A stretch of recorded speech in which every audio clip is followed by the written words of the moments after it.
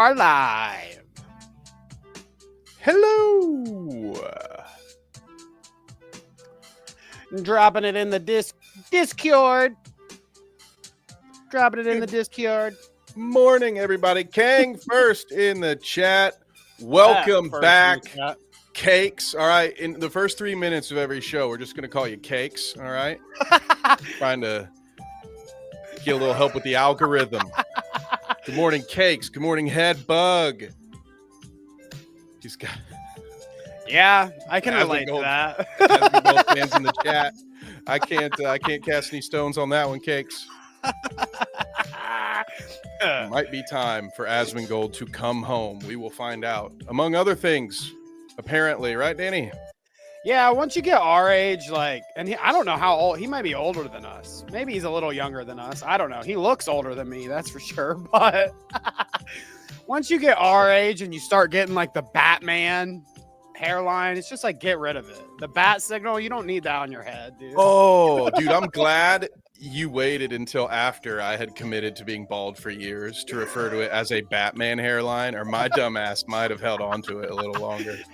You're like, it's too iconic. I can't get rid of it. I'm like, wait, I'd just be my hairline.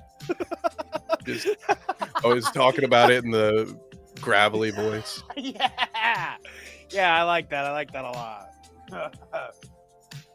All right, y'all. I hope you're doing well. Tangalope, I hope you feel better. Sleek, nice to see ya. Advent, you too. Harles is here. Egg Cakes. Hey, Cakes. That's a good one too. Yep, there we go. You know what? Harles might be onto something. We really got to crack the case on this Asmongold child labor thing. We'll get to that today. That's a nice topic there. Also, some Harley and the Creator Clash 3 drama. Love to see it. We love the Creator Clash. I might be the only one, watching from home this year. The sole viewer.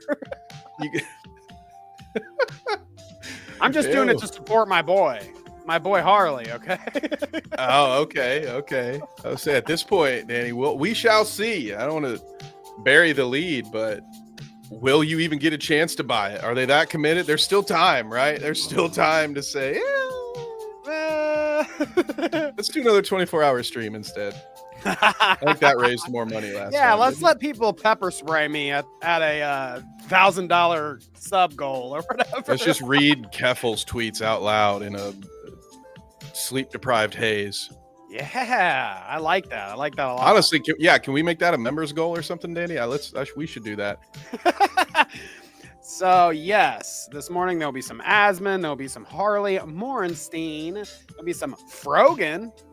Her reaction, she says it's her response to Ethan, but she makes it after the content cop. So really, it's like a response to the content cop, I guess. They declined as case refund. That is crazy. Well, just rest assured, my friend, that it's definitely going to make it to charity. Definitely. And it's definitely not going to be paying for like Hassan Piker to fly out and fucking take selfies at the event. Yeah, party for 2 nights before it was like a therapy session, or were they saying that the partying was part of the therapy? I can't remember. It was Olympic gymnast levels of coke. Yeah, party therapy, right? Okay, whatever. Anyways, I copy pasted the segment from the last show that was supposed to be about Keemstar that we didn't get to, and how he's a degenerate pervert. We might get to some of that. That seems like it's funny to see. Like, it was a big story last week when I put it in the doc, but then a week passes and I don't think anybody gives a shit anymore, but that's how it goes, right? It's gone. So shouts out to Cosmic Jive there. Kevin's music at the top. Always go check it out if you're in the mood for some funky beats. Okay. But Keemstar and his polygamous relationship, Aiden Ross getting owned. We've got plenty of stuff today. Plenty of stuff. Kevin, most importantly, how are you doing? Oh, I am living the dream these days, Danny. Just had one of the wildest MMA cards that I have ever had the pleasure of doing commentary for. Ooh, spicy. 12 fights last night, Danny. Not a single one went to a decision. A finish fest. It was wild. Everything ended by they either always make knockout. a decision. Isn't that always what they do? Well, if nobody gets knocked out or submitted after 3 rounds, it goes to the judges. So the judges had the easiest night of their life. They sat there. They didn't have to judge one fight because somebody knocked somebody out or, twisted a limb in a way that it was over far too early. So it was wild, man. I loved it. It was a great show. Where do you get submitted to if you lose? You said submitted. Do you get is this like an insane asylum thing? They're like, your brain's been far too rocked. Have you played the free version of Call of Duty? No. Where like if you get eliminated too early, they throw you in the gulag and it's 1-on-1. Oh, okay. They make you fight to the death. I think in the Premier League they call it regulation. You just if you're the last one out, you gotta fight to stay alive. I thought that the losers had to go dig coal out of the coal mines. What happens is they go back and the coach takes a pool cue and he snaps it in half and he just throws the shard in the center. He says, I only got room in my car to drive one of you home.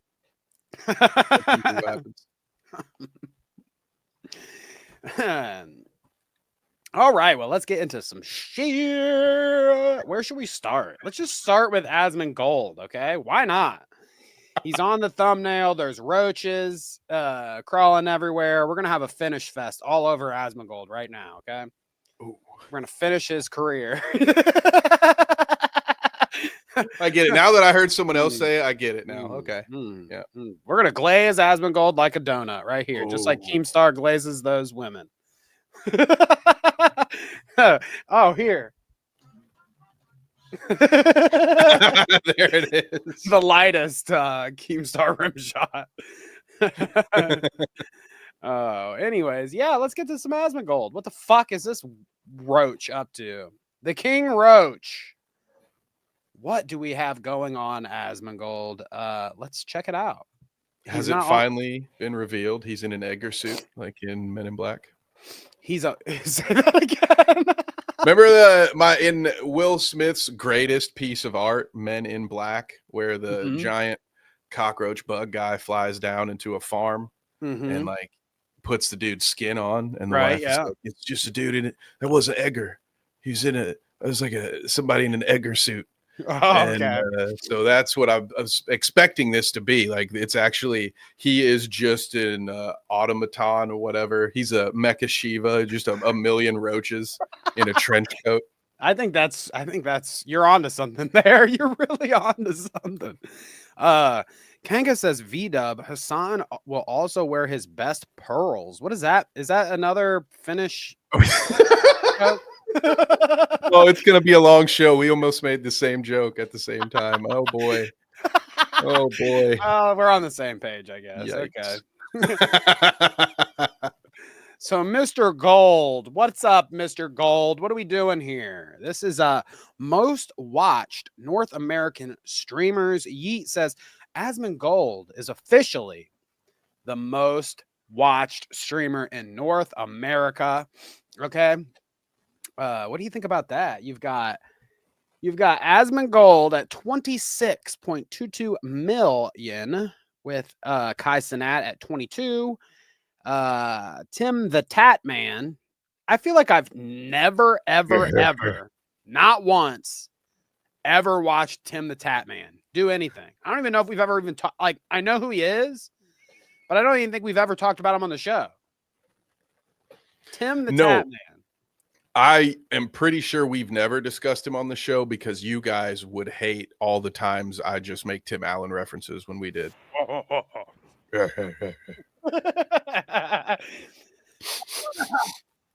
So Tim the Tat Man. Oh, he's the guy that was like Oh God, here we go. This is the part of the show where I just make up, pull stuff out of my memory. I'm pretty sure Tim the Tatman was the guy running defense for Dr. Disrespect, right? One of them? Maybe, maybe not. Sorry. I don't know. Two-time defendant, maybe? I have no idea. The two-time. I don't know about that. Speaking of two-time, the fourth place right here, Hassan Abi. Oh. Fourth place. A well-timed comment there from B-Dub. Yeah, will he ever get back to the top? I would think probably not. I mean, and that's a pretty big discrepancy there too. It's 7 million viewers or something. So yikes.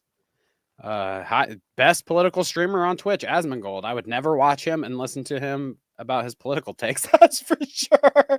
And you're about to see why in this next clip. But Jinxie, XQC, Queso, and iShow Speed. So really everybody there we've talked about once or twice besides Tim the fuck. Who the fuck? Tim the fuck man. If he doesn't have a co-host named Al, then I'm not here for it. Is that the guy on the other side of the fence, right? Well, I think that's the plaid shirt guy is Al, right? And then okay. Who's the guy? Who's the one that he talks to and gets, Mr. Feeney advice from over the fence? Over the fence. Somebody else will have to help you because I always confuse that guy with Dennis the Menace's neighbor, Mr. Wilson. I'm pretty sure it's not. Is it Nelson? There we go. I don't know. Sleek could literally tell me anything, and I'd be like, "Oh, okay. Yeah, that sounds good." Yeah, gotta be Nelson. careful. Nelson, the neighbor. Wilson. Wilson is the no. Wilson's the. Was it Wilson? Maybe it was Wilson. Wilson. Maybe it was, and that's why I get him confused with Mr. Wilson. The neighbor is Wilson. Yeah, let's go. I love that. Wilson. Maybe it's Wilson Nelson. Willie Nelson. Wilson Nelson. He's Wilson. Dr. Wilson. So show some respect. All right. So this is Asmon's his newest hot take. I guess he's been on vacation or something. Like, who gives a fuck? I don't care. He's probably fucking sitting on a fucking beach with his fucking crusty toe. Actually, I'm lying. Realistically, Asmon's vacation is probably like fucking not moving from the couch for 7 weeks. I mean, 7 days. And then he has to fucking lift himself and all the crust around him fucking sticks to the couch. He gets himself out, works himself out. It's called a cocoon, all right, back to work. And plenty of bugs use them. Okay. Yeah, right. It's completely natural. So apparently this is what Asmongold is up to on his vacay. Got to take a little vacay and do a little, when the streamers take the vacay, they might not be on Twitch, but they will be on Twitter talking some shit. Let's see. Zach Asmongold. He says, society would instantly and dramatically improve if we took the bottom 5 to 10% most.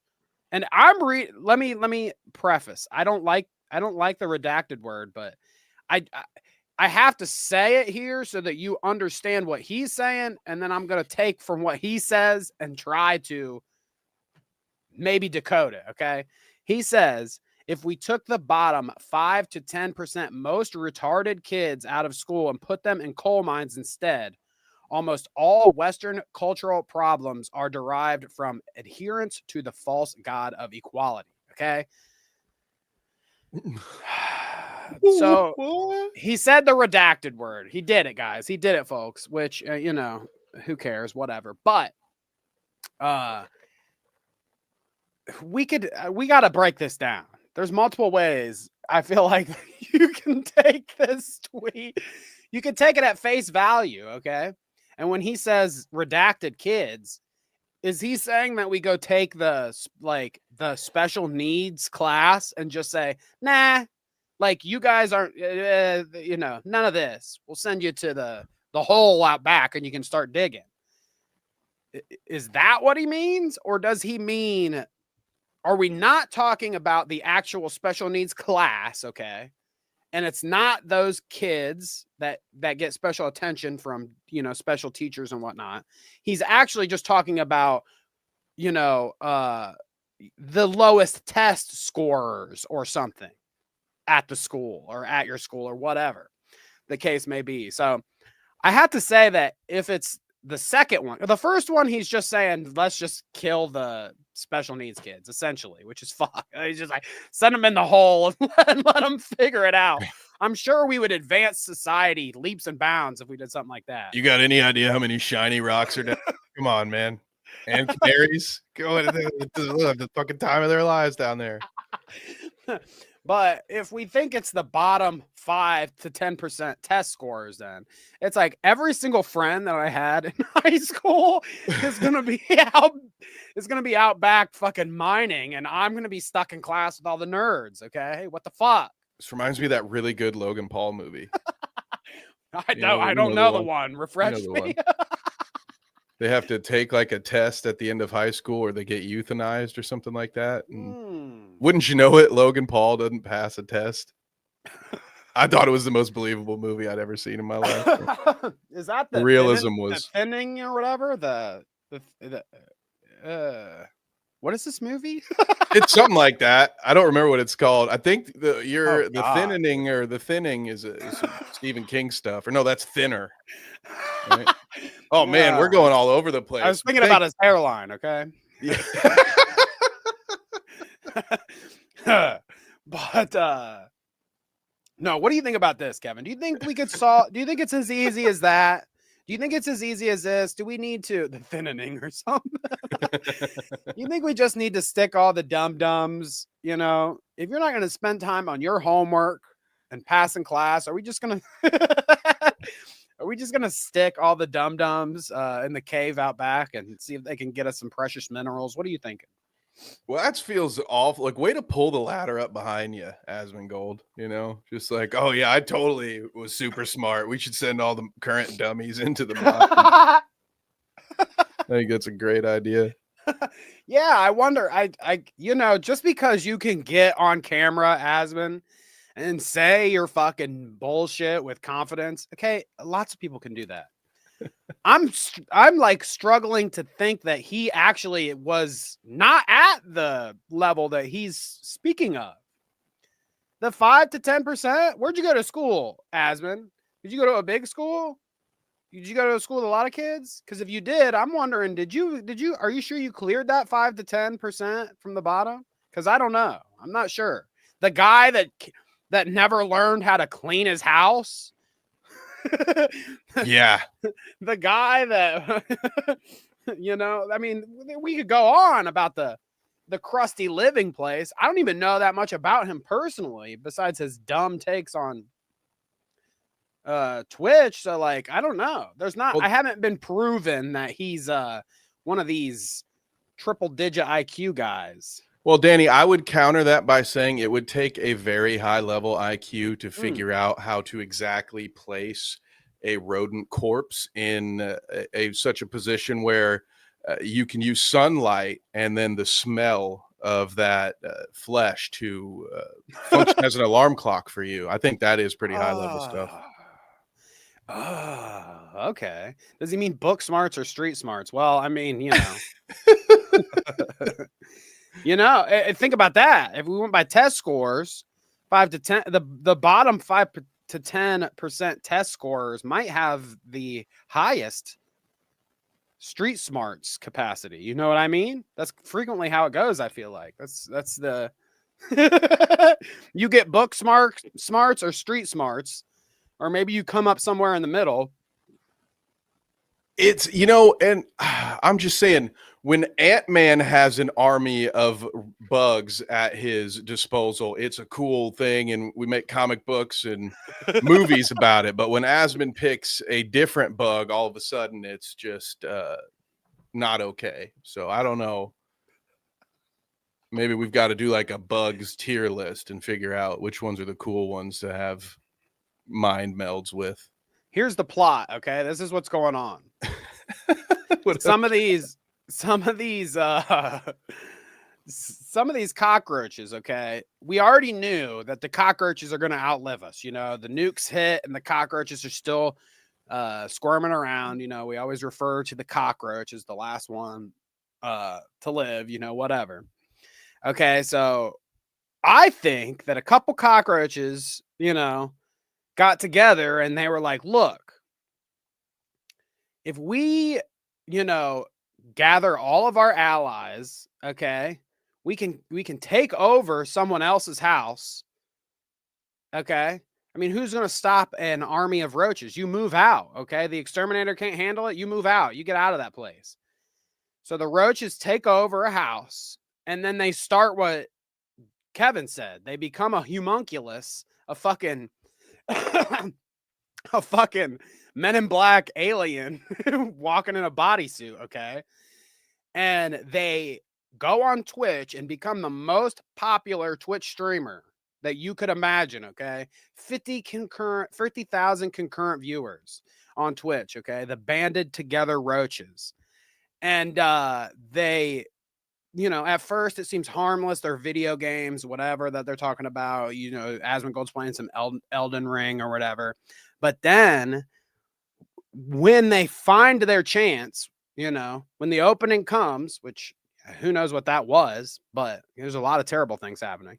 But the opening showed itself and they said, okay, fuck yeah. Okay. The roaches were like, okay, right now is our time.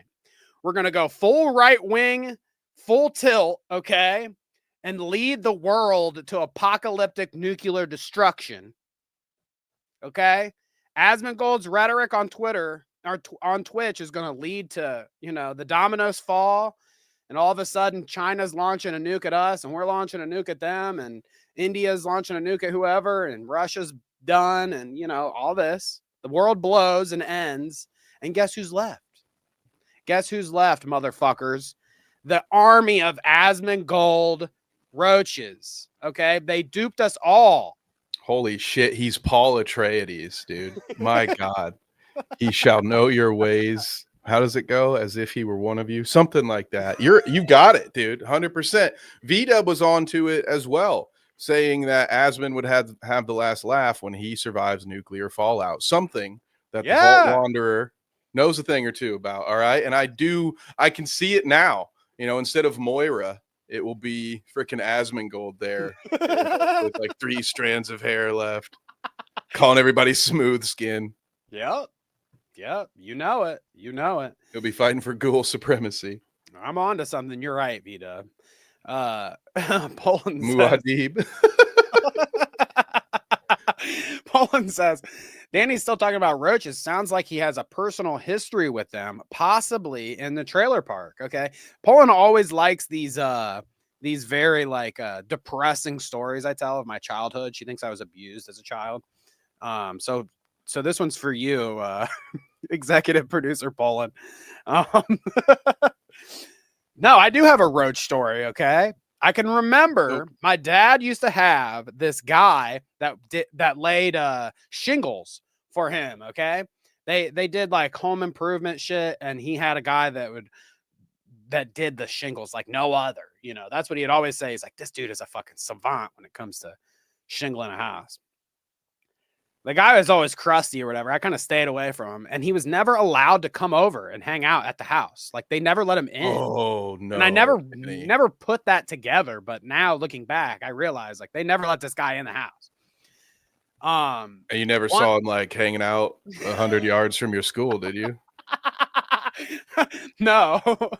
Luckily, my dad lived in another town, so it was like I didn't have to worry about that aspect of it. You can fix my roof, but I swear to God, you so much as look at my kid, I'll put you in the ground.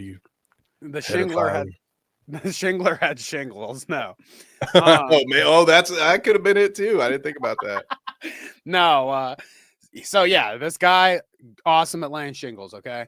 One day my dad's like, I don't even remember why we went or whatever, but he's like, hey, we've got to stop at I forget what his name was even. I'm going to say Ron. I think it was Ron. We got to stop at Ron's. We got to stop at Uncle Ron's. Okay. Don Ron needs some stuff. Now I already knew that my dad was a fucking dope dealer or whatever. He sold pot or whatever else to people. I already knew. I mean, they fucking smoked pot in front of me, so it's like not a huge deal. I was just like, whatever. He's got to go drop off some pot to the fucking shingler. So at first we get there and he's like, hey, you can just stay out here. You don't have to come in or whatever. And I was like, okay, well, how long are you going to be? I don't know. I was a kid. I guess for some reason I didn't want to sit out in the car at the strange trailer park. So I was like, how long are you going to be? Bottle kids, man. I was like, how long are you going to be? You know, whatever. And he's like, I don't know, 15 minutes or whatever. Cause he would go sell him a sack. And then you know how dealers are. It's like, okay, break bread. Well, yeah, we'll spark one up real quick and sit around and shoot the shit. Okay, so I was like, no, I'm not staying out here. Let's go. We go inside, and he says, just stand by the door before we go in. He says, just stand by the door. Dude, come on, dude. He says, son, just stand by the door, okay? So I'm like, okay, whatever, Dad. And he goes in, and he does his thing on the scales or whatever, blah, blah, blah, does his thing. And they're like sitting there, and they're passing their thing back and forth. And he got me laughing about something. The Roach Man did. Ron, the Roach Man. he got me laughing about something. And my dad's like, you want to see something really funny? He's like, Ron, can I show him? And he's like, oh, come on, man. Don't be like that or whatever. And my dad's like, check this out. And he picked up, it was like a beer can or something off their table. Picked up a beer can off dude's table and threw it. And they had like a painting hanging up there. It was like maybe it wasn't a painting. Maybe it was just like a picture frame of them. I don't remember. But he throws the can at it and then you just see fucking behind it. Just a couple fucking dudes crawl out from behind the fucking picture, dude. Oh. And they're like laughing, you know. They're like dying. They're like laughing about it. They thought it was, I mean, like, obviously what was going on, my dad found a guy that he could probably pay like dirt, scraps, maybe even just sell him a fucking sack every other day or whatever. He's like, okay, this guy's really good and cheap at laying shingles, bro. I don't care. And then he's like, one day, because he ended up telling me more about it later. And I can remember him saying, like, dude, I saw him like shake his arm and just roaches fall out of his sleeve before. So like they were very well aware that he was like roach. He was the walking roach, like Asmon. Wow. So I mean, it still went a lot better than where I thought it was going, but I understand now. Your dad was just like, dude, if one of those queens finds its way to your shoe, we're going to be swimming in those little bastards. My God, dude. Whew. He's not allowed in the house. Don't just stay at the door. Don't sit down. God forbid you sit down. What up, Hash? What up, Badwick? Nice to see y'all. No, so there's a good one for you, Poland. I'm looking forward to her telling me how I was this is clearly child abuse. Your dad. This is not a podcast, okay? This is not your emotional dumping ground, Danny. Hey, you know, yeah, what a take, right? God forbid anyone ever get any kind of personal things out on a fucking podcast. If you talk about yourself on your podcast, you're a fucking criminal. Breaking no anecdotes on your platform, idiot. Just put some cat ears on and do irrelevant news already. That's what we're here for. No, it's red pill news now. It's that's right. It's MAGA hat news. You guys feel the temperature of that water been turning up lately? You know, we're ready. God, I miss City. Here we come. Dude. I miss Noodles. I wonder if his views are so low now that I could just hit him up and be like, dude, come on, bro. Come on the show. Tell me about your right-wing ideals. We'll talk about it. I don't know. Shouts out to Def. All right. What do we want to get into next? Let's look at some Aiden Ross clips. You into that? Another streamer boy. Let's get that. Yeah, we should definitely do that now before the break, just in case. I gotta you know, throw up afterwards. I thought that would have been the first segment with the Asmongold roach story. Well, that's what I'm saying. We might, if we do them both, you know, you're getting queasy, is what you're saying. It's probably what's going to happen. So yeah, we'll get it out there for halftime. So Aiden's been just getting owned left and right, dude. Okay. Oh. All of these clips I have of Aiden for this week are explicitly just like here's Aiden in a situation and here's him getting owned. So look forward to that. Okay. This first one is him getting owned because Drake has been streaming. Drake, the rapper. Okay. And he needed someone to humiliate because he was tired of being embarrassed. So he brings Aiden on for the old ritual here. Here, I got to read what Poland said. God, that's a book. Executive producer Poland Spring says the government has abandoned the middle class and now they live in roach-infested trailers. Hey, this was like 20 years ago, okay? I am 33 now. Like, it was more than that, actually. This is like 25 years ago. Like, this is a long time ago. It's probably gotten worse. They own the house now. It's in their name. Right. Maybe that's where Asmongold streams. Yeah, it's, you know, you got to have more than one nest just in case. Right. I learned that playing Gears of War.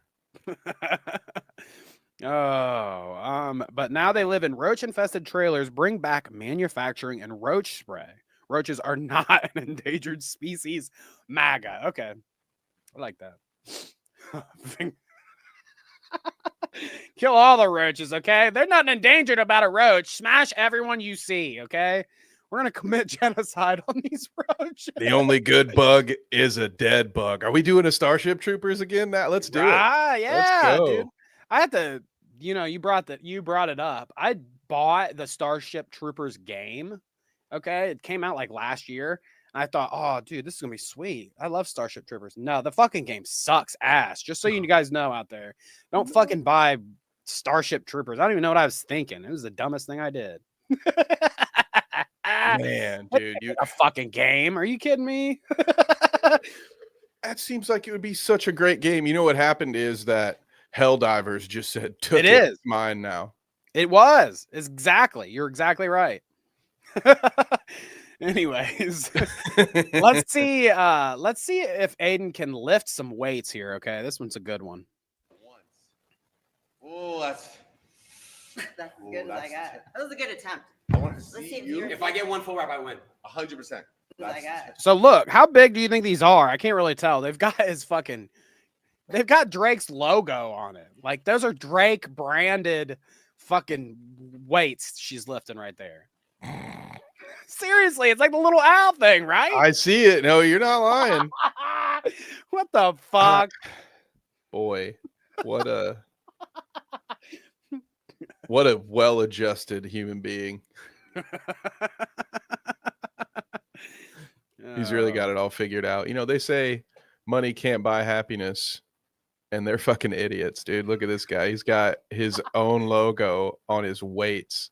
He's got his own logo on his weights. He's got a hot bodybuilder Canadian lady in here on a stream.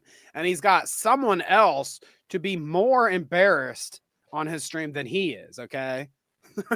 He's got it all. Drake is in his Keemstar era, and I'm here for it. Yeah, I love that. They do have like a similar beard, too. Have you ever looked at Drake's beard and then looked at Keemstar's beard? Sometimes they have a similar vibe going on. I'm not kidding, okay? Somebody edit that together, okay? I need a picture, Keem and Drake next to each other. It's a vibe. Dude, we're going to get that soon enough. Give it time.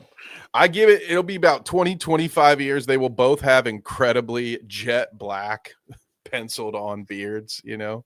They're also cool. Like into the same age of women too, I've noticed. It's like very as young as they could possibly be. Like in some cases, like not old enough yet. He's got to wait. As young as the law in the oven would allow. Yeah. It's gross. All right. Let's watch them actually do this. Okay, so she's lifting these weights in her hand. 75, it says. So it's 75 each, I think. Does that make sense? Do those look like 75ers? I guess. Well, normally know? you would I don't put the lift. weight, you would put a number on there right where that hideous bird is. So it's hard for me to tell because those could be 5-pound plates each. The bar itself is usually like 15 pounds, but it looks like this guy, instead of getting adjustable weights, because that way it would take effort then to set the weight between each rep, he probably just got 2 of every fucking weight denomination you can get. So who knows? They maybe they're 75s, maybe they're 45s. All I know is I imagine most people couldn't curl whatever weight that is, and I would love to see Drake curl it. Yeah, well, he Her won't form do it. is He's got to horrible. humiliate Aiden Ross here. That was a good attempt. No, it was I not, get one ma'am. for You're my gonna win. tear a back 100%. muscle. Okay. Well, watch this, okay? Look at a real muscle man. No. All right. Ooh, can we Yeah, cue got up it. the Hulk Hogan music for this? Oh, Yeah, right. brother. When it comes crashing down and it hurts inside. Take the L. I respect it. You get it, honestly. Look at that. Oh, I can't lift it. Wow. No, yeah, GG's. GG's. Can't lift it. GG's. All right. GG's. Yeah. Oh my God. Alicia, congrats. Hey, Congrats to us. Congrats to us, Yeah, man. Does he know he's looking at the wrong Yeah, camera? Thank Like, you. Oh, yeah. what- Thank you. Thank you. You should get Didn't Drake start on television and he doesn't know what camera to look at? I mean, I don't even really. It looks like he's streaming in the fucking land of the Teletubbies or whatever. Is he doing 2 streams at the same time like he's fucking Kevin Gates or something? I respect it. You get it, honestly. Oh, I can't even lift it. Wow. Yeah. No, yeah, GG's. Sorry. Okay, so what else is new? Scrawny ass little Aiden Ross can't lift some weights, okay? Right. That's the best I've got? No, it's not the best I've got, okay? Don't worry. That's just the tip of the iceberg, okay? We wanted to get it off, start small and get big. And that was Drake humiliating Aiden Ross for being a little weak bitch. This is just good old. Well, no, okay, I take it back. This is Logan Paul embarrassing Aiden Ross on his stream. Okay, but Aiden's really doing it all by himself. He's doing most of the work here. But I had to admit, I think Logan did a whole prank thing that everyone's not aware of, where they made like the shittiest tasting drink and then sent it out to all the influencers so that they drink it on their stream. Because this new drink, it's like a sour thing. Everyone that I've seen open it and drink it on stream has said, ew, ew, ew. What a brilliant marketing strategy if that's the case. Right. No wonder the WWE no longer puts Prime in the center of their ring. I knew they were going to regret that one. Good old-fashioned foresight could have caught that one, gang. Well, I don't know. Okay. Let's see what he has to say about the new flavor. I just want to hear it from him. Okay. Aiden's got the insight here. What's this new flavor? It's called Jeremy's Basement. You said what? This is Jeremy's Basement. He's trying to recoup his 30K. Right. Like, well, I can't sell coffee. Might as well. The collab flavor. Logan Paul asked me to piss in some Prime bottles for a prank. So I like that. I like that. Why I'm giving him way too deep of a voice. That would He wouldn't deserve that. He's like, Logan Paul asked me to pay in some bottles, and my wife ordered pizza without me. So, what a prank! What that would be, right? All right, let's listen. Hey, look at me with this adult. Shit, I need to be. Huh. I don't need to pay me. This is called Sour Flare. These are the same ones. Woo! Oh, there's 2. Which one do you guys want me to try? Okay, I'll try. One is called Sour Flare. Sour Flare. Okay. sour flare. Sour Flare. Oh, I didn't even think Mr. about Pickle! it. He did He's stole our move, Danny. the Sour Flare. Okay, now I like it more. Honestly, Yeah, now I'm gonna in. try. Now I want to try it. Smells it first. I like that. Horrible. Horrible. Dog shit. I'm not even joking. Probably the worst drink I've ever tasted in my life. Death by sour. Death by sour. Okay. Even worse. Even. I don't know that he actually tasted that one. This one he tasted it. Is actually fucking horrible. Have you guys ever tasted nut when like the person who came, like their diet's not good and they drink like hella sodas all day and every day? That's exactly what this tastes like. It tastes like a spoiled cum. Like when a guy comes and it's like the nut is like doesn't taste like sweet like as it would if you drink pineapples. So I'm starting to realize what Drake actually had him there for on that last stream. Wow. Yeah. He's like, God damn it, Drake. Okay. Next time you need to eat some pineapples before you invite me over. Hey, Logan, you said it was going to taste exactly like last time. This is definitely KSIs that you sent me. All right. Yeah, right. He's like, dude, your guys' diet and that boxing shit is not good. Okay. Hell, actually, come to think of it, the second one might have been Deji. I don't know. Oh my God. Oh, you're right. You were right, Kevin. You were right. You might have to go vomit. I had a feeling. The nut drink. Exactly what we know. He knows exactly what nut tastes like, dude. Right, John? Love this. I gotta play it again. Let's see. Even worse. Wow.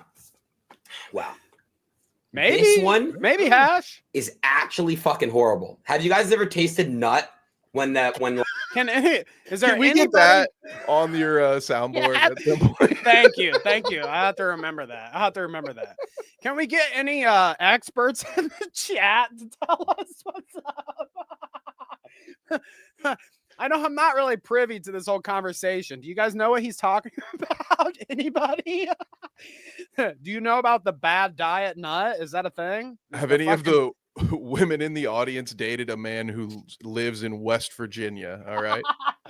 Someone who exists solely on Mountain Dew. I think we can maybe find some evidence here one way or the other. The idea, this whole idea is so disgusting to me, okay? The thought that I feel bad now that ladies have to go down and fucking drain the pipe or whatever. Because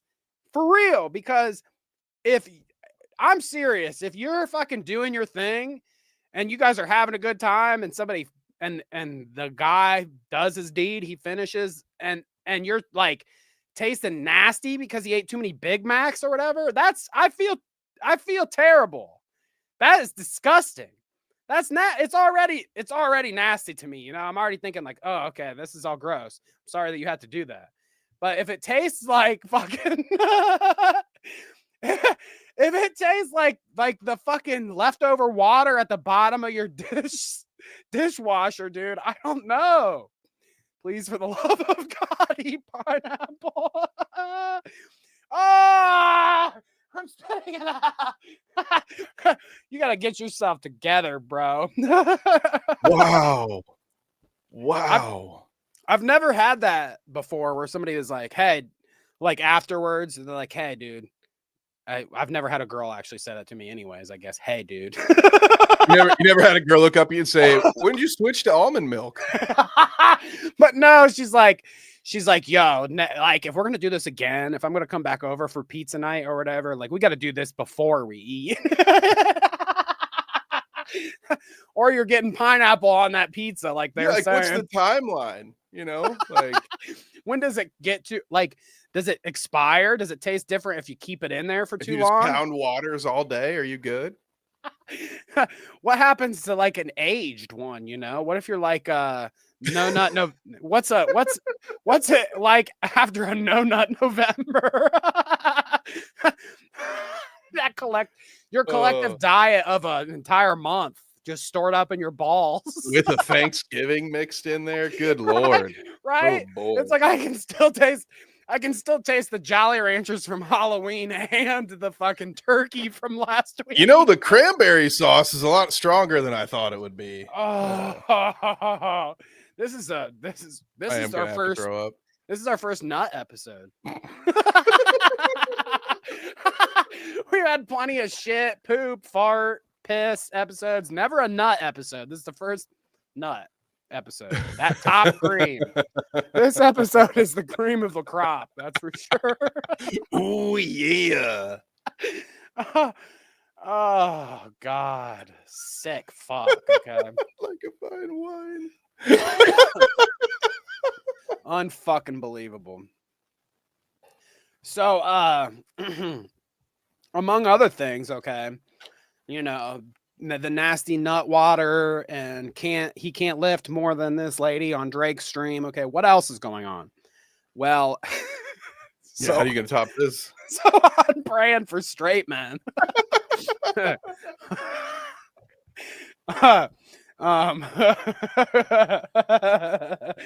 was I going? Oh, I'm dying to know. No. Somehow it keeps going up from here, Danny. Yeah, well, okay, so Aiden had another chance to collab with a legacy rapper. That's what I'll say. That's a good one. I was trying to think of what I wanted to use. A legacy rapper like Drake, you know, the old school, the good guys, you know. Ye actually wanted to reach out for a collaborative stream. You know, he's been pretty busy on Twitter lately. Kanye. And Aiden said no. So that's unfortunate. We're about to watch a clip of him talking about it a little bit. So no Aiden X Kanye, at least yet. Maybe never say never. You know, the guy that met with Trump probably can get Ye on the stream at some point. But Neon, you remember him? That little fucking cretin. Unfortunately, yeah. And Sneeko, obviously we remember that dude. Also a nut job. Neon and Sneeko are actually the two that get to do the collaborative stream with Kanye. No Aiden Ross. Let's listen to what he has to say here. Yeet says, Aiden Ross reveals that he didn't take the Kanye collab because Ye refused to get on call. Also didn't like the way Kanye spoke to Neon and Sneeko. Okay, so like, I just want to say that Kanye could literally say anything to Sneeko and Neon and it be justified. Okay. Like they're two of the most terrible people. What is he going to say to those motherfuckers that they don't deserve? Plus, what's he going to say to those motherfuckers that's any worse than what he said on Twitter already? Have you guys been looking at his fucking Twitter? Yeah, you and ass cakes, we're in long enough now. Make a good point. And Vita here. Aiden is Jewish, and that was his issue with Ye, how he treated Sneeko. It wasn't anything else Ye might have done in the past year. I don't want to speak. Look, somebody in chat. Actually, they're saying this, but in his chat, the most recent comment, your Jew handlers control you. Oh. Maybe he's gotten really good at tuning that kind of stuff out then. The audience is turning. They're like, we want the Nazi content, you fuck. Yes, get the Nazi on, okay? No, but something has me thinking that Aiden probably doesn't care very much about the whole anti-Semitism thing. I mean, like, maybe this is what we're about to watch here. Maybe this is a good excuse for him to use rather than saying, hey, I don't like him because he's a fucking anti-Semite. But let's listen.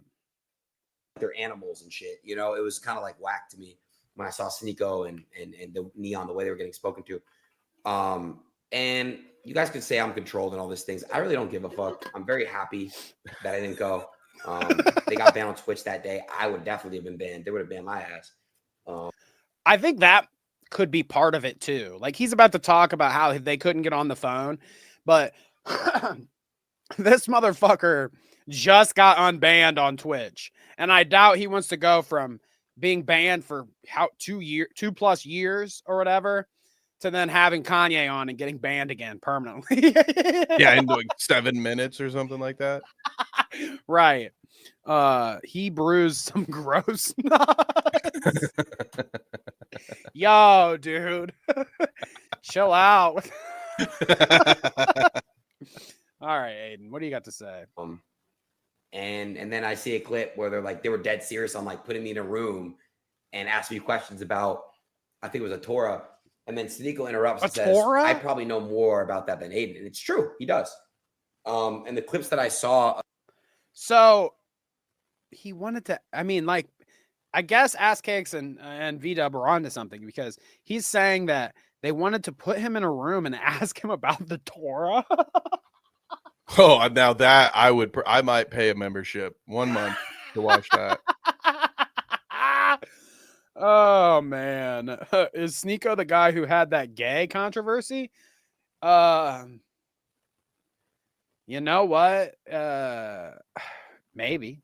Dude, you know what this reminds me of? Remember when I kept getting Edwin and Sneeko confused? Edwin and Sneeko confused? Yeah. I mean, yeah, Edwin definitely has. Maybe this is what's going on. Maybe my inability to keep two streamers separated in my own mind may have rubbed off on John here.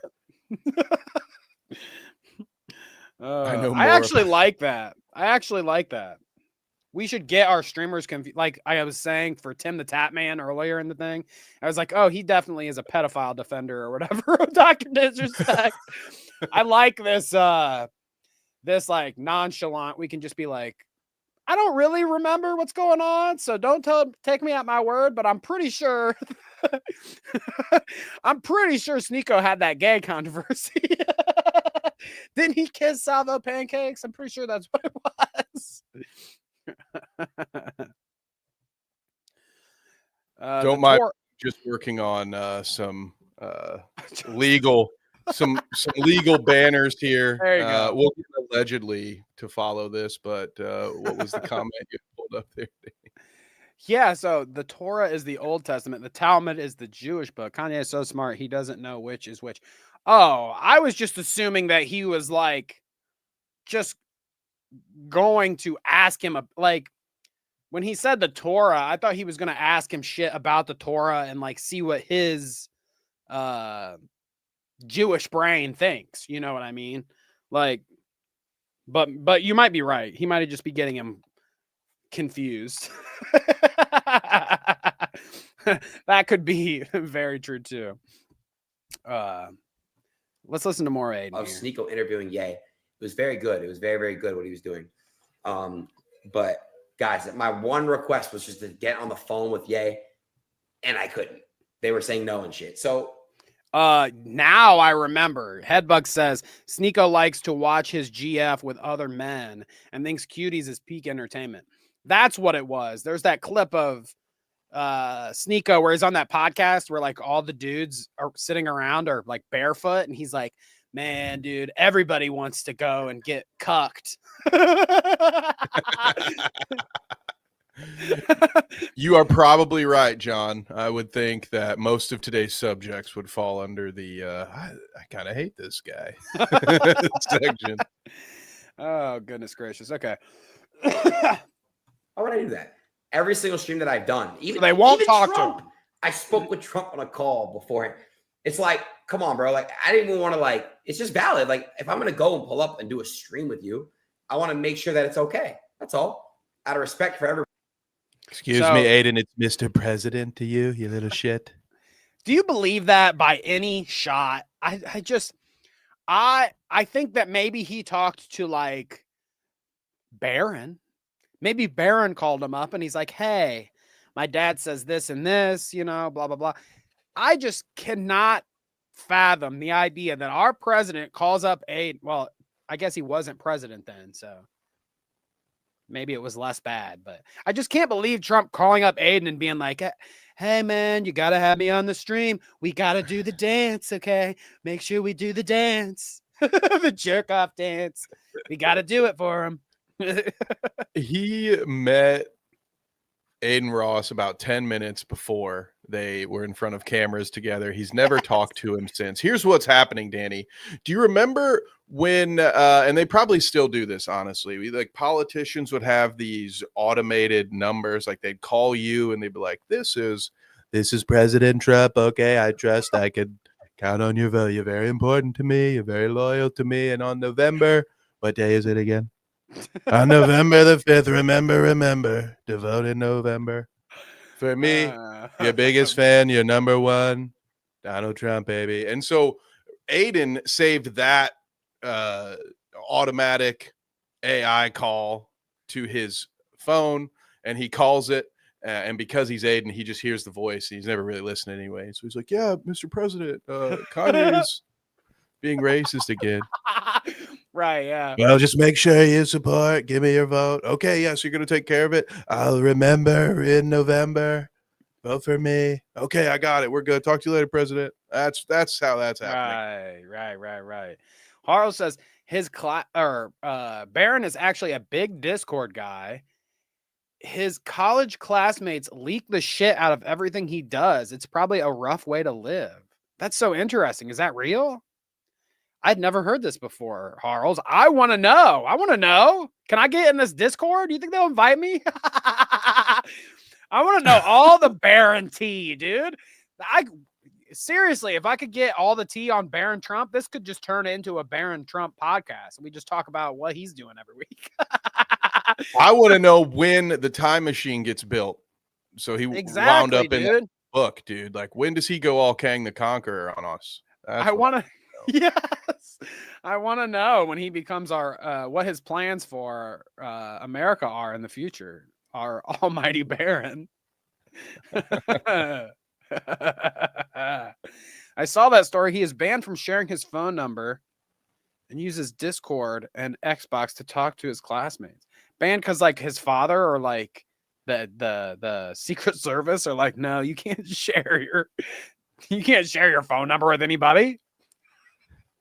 No, they're getting like King Cobra JFS treatment at Mar-a-Lago. No more, okay? No more Domino's.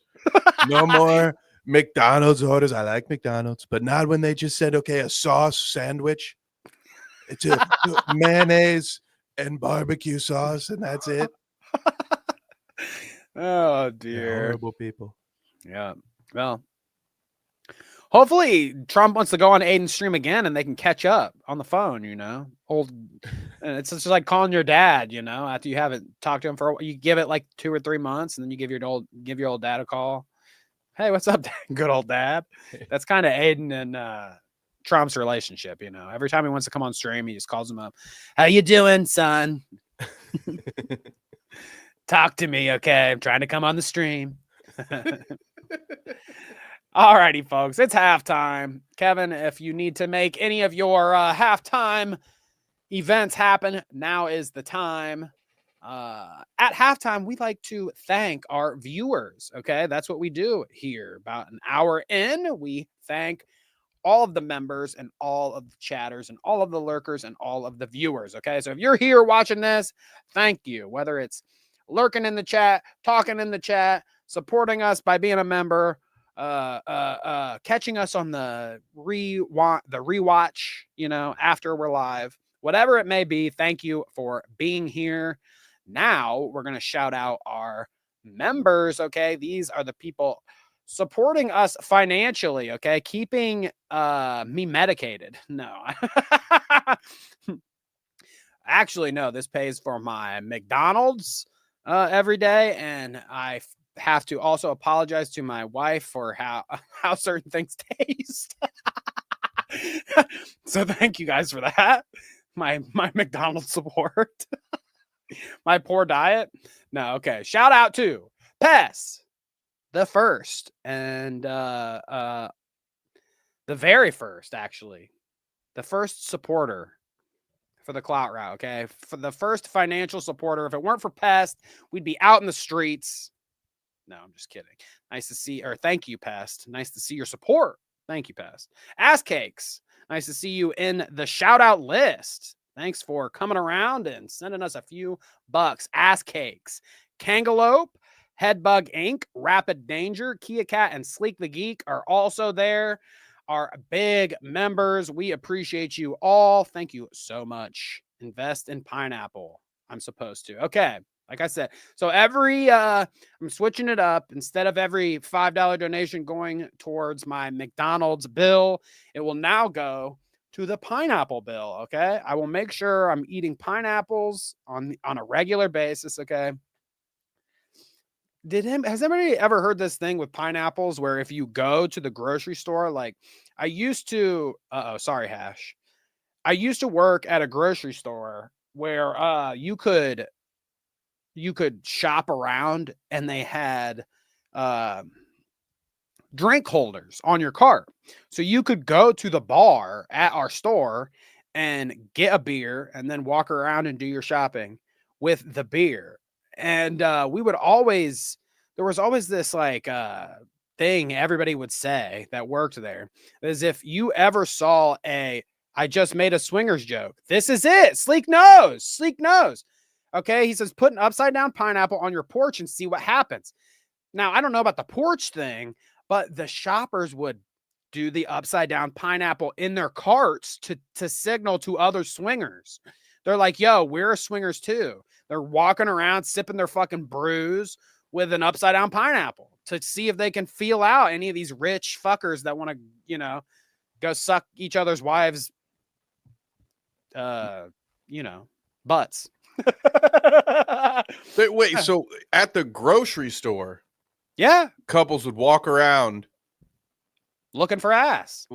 Wow, dude. With their pineapples upside down the in their lives cart. these people have. It's like, okay. It's one of those things like swingers are a lot like vegans, I've come to notice. Like you never have to worry if your friends are swingers because they're gonna fucking tell you, dude. They can't keep it to themselves. It's like their personality trait is you're right. Yeah, dude.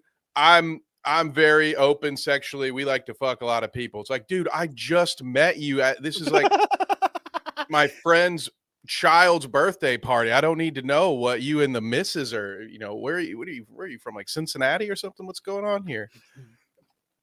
It's crazy. I can appreciate the honesty. Okay. They're trying to get it out the way at the top. They're like, look, dude, this is what we're freaky deaky. Okay.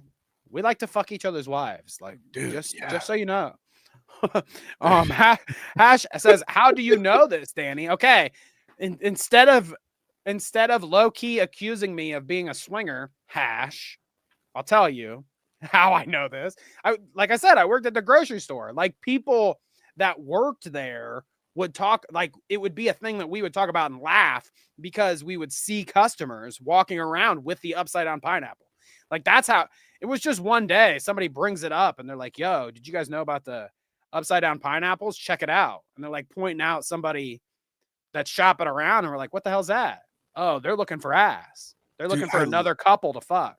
I love that, dude. Like you and the missus running through the shopping list together. Okay, milk, butter, flour, ass. I wonder, do they like actually buy the pineapple and use it, or is it just like on the way out? Like if you look closely enough at the self-checkout, your local grocery, you're gonna see like several pineapples stashed in empty candy bar boxes. Just like, okay, no bites today. That's all right. We'll try the Meyer next time, hon. V-Dub, what was the thing? V-Dub was just talking to me about some sort of swingers stuff earlier today on Twitter. It was like dogging or whatever they call it in the UK. That one lady, you remember the one lady that did like the 1,000 fucks in one day or whatever? You know what I'm talking about? We talked about her not too long ago. The porn star that did 1,000 fucks. Yeah, it's like Willa Chamberlain or something. I don't know. What her name is. She's doing like, I don't know what her name is either, but she's doing this thing. He says dogging. Okay. She's doing this thing and she's like, yeah, that's the one. Kanga's got it. Bonnie Blue. Okay. Never heard of her. This thing where she's like releasing promos like it's a tour or something. You know what like a tour schedule looks like for a comedian, Mm-hmm. and it just is a image with some dates on it or whatever. She did the same thing for dogging meetups or whatever, and I didn't even know what that meant. But V-Dub's like, "Oh, dogging means something different than what you guys think." And then I looked up what dogging was, or no, I grokked it. What did Grok say here? Is that a euphemism?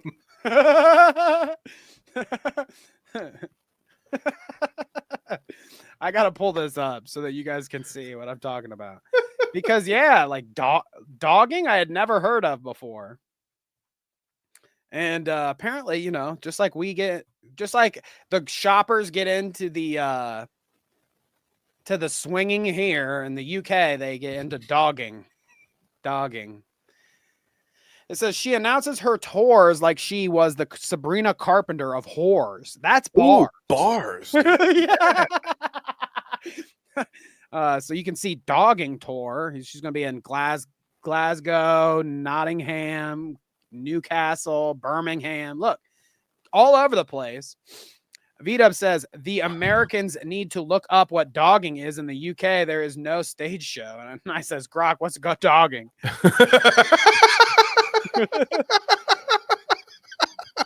I cracked it. That's right, Arles. That's right. I'm signaling to my swinger friend. If you guys know what to do, if you're into the freaky deaky, don't DM me anything. Seriously, it's a joke. No hang on. I have a thing no for this DMs. now. Fuck off. I'm just kidding. It's all right. It's just a joke. I do not want your swinger invitations. Okay. Dogging is a British term for public or semi-public sexual activities, often including voyeurism and exhibitionism, typically in places like car parks or parks. So what's she doing? She's got the car, she's sitting in her car waiting for people to pull up. She's like, oh, welcome to the meet and greet. Come on in. I don't know that this is just a her problem, Danny. If a culture has a name for something like this, doesn't it seem like a lot of people are doing it?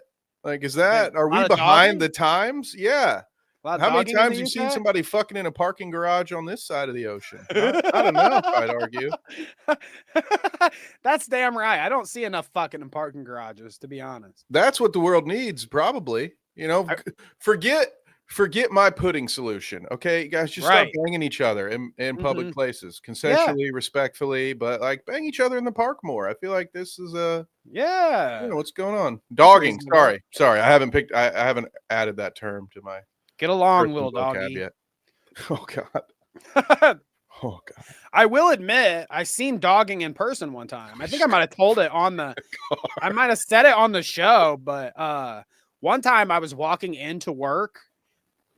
And we are on a very busy main road. So there's like a lot of homeless people that are sleeping around, whatever. And one time I was walking into work and two homeless people were fucking in front of the pizza place that was down the street. Like it's like 3:40 a.m., you know, I'm getting to work and they're banging in front of the pizza place. That wasn't magical, okay? Like Charlie Kelly. I mean, they're dogging. I'm sorry. Yeah, sorry. Yeah, they're dogging. What? Man. All right. Take over for me. Talk to the chat about dogging for a second. I'll be right back. Not a problem, gang. We will hang out together while Danny chops up some pineapple cubes for later. Completely unrelated. Just a coincidence that happened to be a topic today. The police in the UK have a dogging patrol. Is this?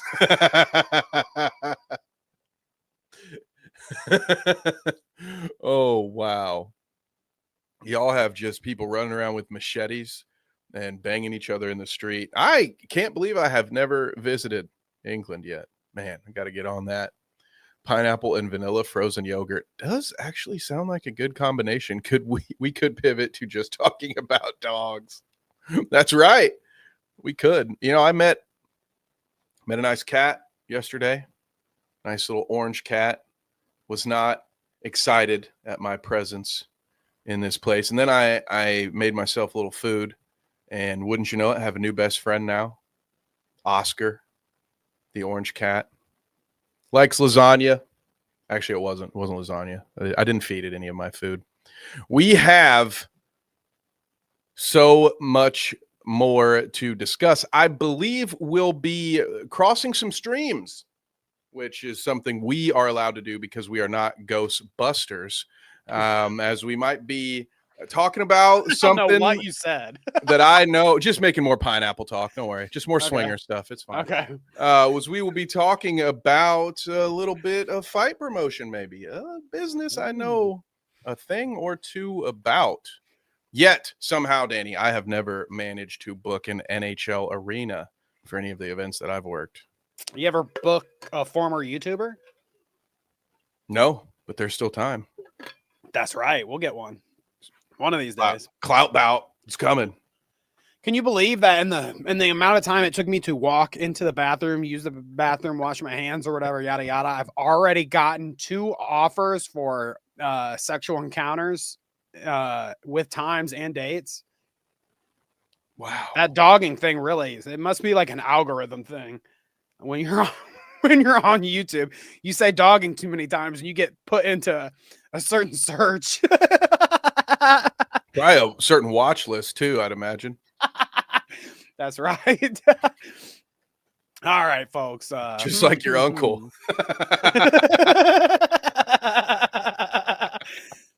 Exactly. Yeah. Tried to keep you away from Roach Ronnie, but it didn't matter, Danny. Uncle Ron. All right. So yeah, you were saying boxing promo. Let's get Kevin's expertise on this creator clash and Harley's take on the creator clash. If you guys didn't see it, I guess I'll pull it up here to be fair to my Diorio. Yes, I said my Diorio because we're buddies. We're tight now. I'm still blocked, but oh, really? That's how it goes. Okay, that's just how it goes. But if you check it out, I think it's. Did I pull up the right one? iDubbbz return to backstab. Ethan Klein. This might not be the right one. I can't find it. I can't find Diorio's dump stream, but there is a stream that Diorio did recently that Harley was in his chat, chopping it up, and then decided to hop on and talk about some things. And I took some notes when I watched the other day. So not only was Harley on there, but he revealed some creator clash secrets here. So let's go through. Ooh, not a wise choice. Normally, my first opportunity to provide a little insight. A lot of promoters do not want their fighters to discuss what goes on behind the scenes, especially. Correct me if I'm wrong, but is this guy not? Is he not on the Creator Clash 3? Is he not the main event? Oh, definitely the main event. Oh, definitely the main event of this situation, and so he's providing someone who does not have the promoter's best interest at heart with this behind the scenes information. Love that for him. Promoters around the world certainly would love that. He might be the sole person even talking about the fucking thing in the whole match, in the whole event. He's the only guy that's talking about it. And it happens to be that he's like talking shit. But he's literally the only one that I've seen do any kind of promo or unless you call iDubbbz content cop promo, which I think you do.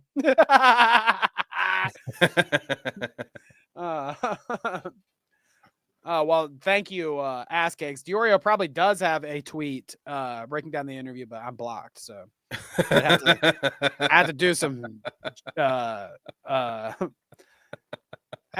special things to get in there and get that one. Ooh, I guess I can just search a blocked person now, right? And it lets you look at their.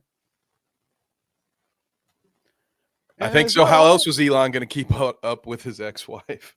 yeah, I'm blocked, and I can still get in here and do this. Okay. Maybe I can find the tweet. Of course, I'm not prepared, but no. Anyways, I'll just go through and talk about it while I try to find this tweet. But essentially, on the stream, he came in. He told him not only some payment information, but some other stuff. Like for the first Creator Clash, think about this. So they all got paid a square 20K, okay? That was like their stipend. They got 20K across the board to fight. Is that now? What is that? How is that? Like, that's so much. How do you? I was gonna say, how do you think that? How is that rank in terms of fighting? Like, is that a very? Is that like what a professional fighter would get paid, or is that less than that? What is that? I mean, it's a lot closer. I would say. Well, so first of all, Pro fighters, especially on the regional level, are not getting paid that much. I would say closer to $1,000, maybe. A lot of the times, and it's boxing's a little different from MMA. So, for instance, like in an MMA pro, there might be a dollar amount to fight, and then another amount if you win, right? So there's like you pay both fighters a certain amount to show up to the fight, and the winner gets the remaining purse, right? Do like stuff like that. But what I have seen so far, and I have not been as tied in with pro boxing as much as pro MMA, but pro boxing probably I feel like the fighters, it might be a little closer with pro boxing for that they might get $20K for a fight. Generally speaking, until you're a real headliner selling some real tickets, you're not making that much money for a fight. So that hearing stuff like that, knowing all the great men and women that I know that fight for significantly less and actually care about the sport and do all the things right, like stuff like that, it makes me a little sad. It's like a punch to the gut to hear that dad made $20K. Right? A literal punch to the gut. Somebody. Imagine that with boxing. But you got to think though, Kevin, it was not even that. Okay. He explained that there was 20K base. Okay. Everybody got 20K across the board. But after the fight, he says that they got an additional around 27K bonus. And thank you, Ass Cakes, for the tag. But yeah, an additional 27K bonus on top of the 20. So 47K total to everyone that fought in Creator Clash 1. Now, yeah, I mean, Kevin was already saying 20K is like, oh, wow. And they got 47K. Okay. Which I guess that goes to show like how much more novel the whole Creator Clash thing was when it started. Like when they announced that they were going to do it and started the first one and the hype around the first one, I think people really were like, oh, this is cool. Like, what a good idea. They're going to get creators to box like this, like people that don't actually do this. It's kind of interesting. But I think the shtick wore itself out. I mean, unless there's some other reason that for this second Creator Clash, they just completely fell flat on their face. Because we obviously know that they ran out of money for the charities for the last one. So yeah, they don't. Well, they just don't know what they're doing. So you're right. It's a two pronged attack here. They not only was there the law of diminishing returns and the fact that they weren't maybe as many high level or larger audience YouTubers that wanted to be in Creator Clash. So, you know, you could get people in for the first one, didn't get as many good people for the second one. Also, Ian and Anissa don't know what they're doing. So because the first one was a success, they likely didn't learn from any of their failures and then made the same exact mistakes this time with less money to play with. And in fact, probably, if anything, were overconfident because of tripping into that success the first time. Hence, we see it turned into some weird Twitch gala where they're just like, hey, let's have parties for 4 days and we'll use a bunch of this money to pay Hassan or offer these guys to come stay in a hotel and go to our event so they can stream to their audience instead of paying for our fucking event. Like, just absolute like dumb shit. Makes no sense. Why would you? It'd be one thing to, if those people are there, cool, but you shouldn't be inviting them all there because you should want them and their audience to want to buy your fucking pay-per-view, numbnuts. So that, and then so them not being good at it, and then for the second one, the only person who did any good of a job promoting it, and you would think, coming from the path that Ian and Anissa came from, that they would have the stomach to be able to take a joke in the name of charity, and especially in the name of selling tickets. Like, if you don't get in the fight business, if you can't take somebody talking shit, that's the whole bit. Like, that's what sells tickets, man. Like, you want people to want to fight each other. That's what gets people interested. No shit, anything could happen here. So like when you get one joke thrown your way, and then you kick a guy out. So it's just, they're done. This could happen again. I do still think there is potentially a market for this. It might not ever be what it could have been because Happy Punch sucks too, for its own completely different reason. So this whole market has been completely fucking obliterated and destroyed. But I don't think the idea was bad, but the execution was god awful. Let's read some of these other bullet points here, okay? After the 27K bonus on top of the 20K from the first Creator Clash, Harley also talks about there was no such bonus for Creator Clash 2. Some of the fighters speculated that their money went towards the fights, catering, comedian, and singer. So yeah, Harley's going on about when they went to their little party get together, they had a person on stage singing at one point. They had a stand-up comedian, plus all of the people that they took photos of on the red carpet that they invited out and flew out and put up in the hotel and blah blah blah. And I mean, Harley was really going through this, saying like, yeah, they were paying for this, they were paying for this, they were paying for this, the whole party thing. Like, he's detailing some of these catering flights, all this, like. So keep that in mind for this next bullet point, okay? They speculated that some of their money went towards all the bullshit, okay, surrounding the event. Now, in this next bullet point, it says Harley claims that the person he is fighting in the main event in Creator Clash 3 is being paid more than him, okay? So LA Beast is Harley's opponent, and they're tight. They talk, whatever. They're chill. And apparently they had a gala. I just can't even call it a gala. I feel like, what the fuck does that even mean? I don't like that. I don't like calling it a gala. It's a glorified party. Okay? Yeah, it's a party where you fart in your wine glass. That's what it is. But what was I saying? So after speculating in the second one that some of their money went to other things instead of the fighters and the charities, Harley says that LA Beast told him in this new Creator Clash that he's getting paid more than what Harley is. So Harley communicates this to his manager or his people, he said the whole time, his manager, whatever.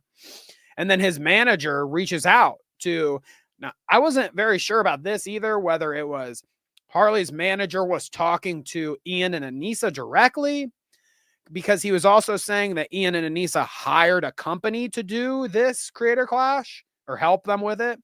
So I don't know if his manager is like reaching out to their people or to them or whatever.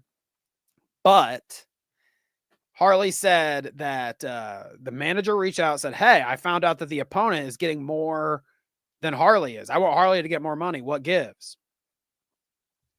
And Harley was explaining it like, look, I'm not money grubbing. I'm not trying to get as much money as I possibly can. But his thought process was, if they're going to be spending the money on flights, catering, comedians, singers, streamers, whatever, wasting the money on that, yeah, I would rather get paid more. Plus, my opponent is getting paid more. So, I mean, that's sound logic to me. What do you think, Kev? Absolutely.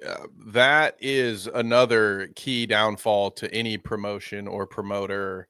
The charity aspect is different, but of course you have your expenses you would have to pay. So if it's not going to go to the charity, if it's not going to go to the expenses, then it should go to the fighters because they're the ones risking it all. It doesn't take much to have something go wrong for somebody in there. And so since they're the ones... Right.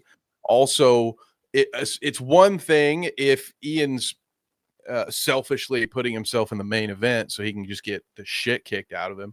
Then it's one thing to pay yourself or whatever because you're also fighting. But why are you spending all this extra money again so you and your friends can party?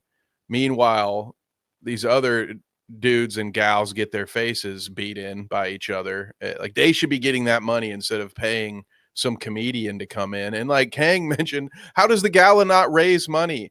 Like, you stupid, the reason you throw one of those stuck up parties is to raise funds, you idiot. You bring in this extravagant stuff, you maybe get some of the vendors to offer to do it on the cheap in order to display their stuff so these rich people will buy the shit that's there. I mean, we've all just seen how impulsive Hassan is just in a play. He'll buy a sword with anything on it, just to have a bunch of swords at the gala and raise a little money for charity, you idiots. Like that.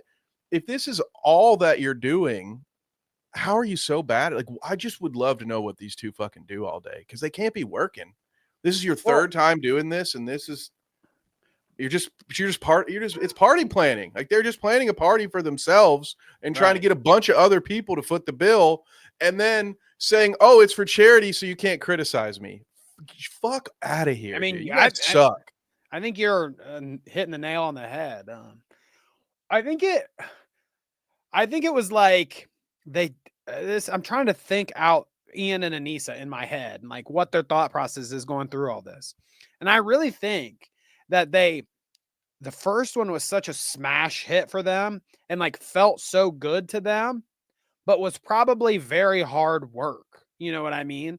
I feel like they did a lot of hard work to make it successful the first time. And then afterwards, they're like, okay, we really like that. Obviously, we want to do another one.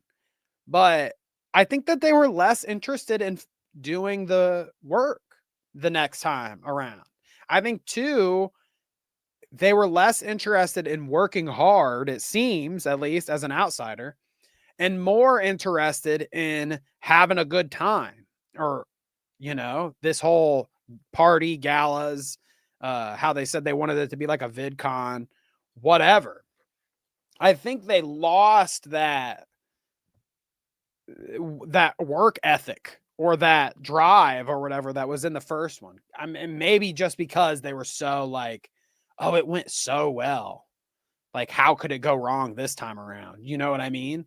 And then just completely fail on the second one. I mean, the way everyone surrounding the event has described it all, it seems like they don't know what they're doing, and the only thing that they're going for, honestly, the only thing I can give them is that they're causing drama around their events. Like, that's the only thing that they're doing correctly, in my opinion. They're mismanaging the fighters, the money, the charities, everything from top to bottom. But the only thing that they can consistently do right is the drama. Because the first one naturally brought the drama because it's a new thing, and the fighters were more, I feel like the first one, the fighters were more engaged in the whole back and forth drama shit and like the playing it up like you would for regular, fights and wrestling and shit. But, I don't know. I feel like I'm talking too much. Kevin, you give some thoughts. I just think that they fucking, the drama is the only thing that they've done right. 2, by kicking Froggy Fresh out, and 3, by content cop Ethan Klein. That's the only smart thing that they did. And I don't even know if either of those things really helped them. It honestly backfired and got less people probably to turn out in the end. But go ahead, Kevin. Yeah, I agree. The only thing they've accomplished is to get more eyes on the product, but it's not in a way that's going to sell any tickets, because now if the charity wasn't already in question after how the last one went, now we have all this stuff coming out. And by the way, ticket sales aren't good, and it appears that they have maybe closed off the upper level and not even made those tickets available for purchase, which is just another stupid thing. Did you fill the hockey arena last time? No, you didn't. So why are you fucking renting it again? This is the crazy, stupid stuff where it's just, I can tell you from experience, there's more than one building in Tampa Bay where you can host a fight. Rings are not that big. Okay. You can throw boxing events in all kinds. You can throw them in a fucking bar if you've got enough parking, to be honest with you. But you don't need a pro sports arena that fits. Yeah, exactly. Yeah, you can throw a wrestling ring in a bar that's actually just a house. Okay, I've seen it. We have seen it. But you don't need to go to a 20,000 seat arena if you're only going to sell 3,000 tickets.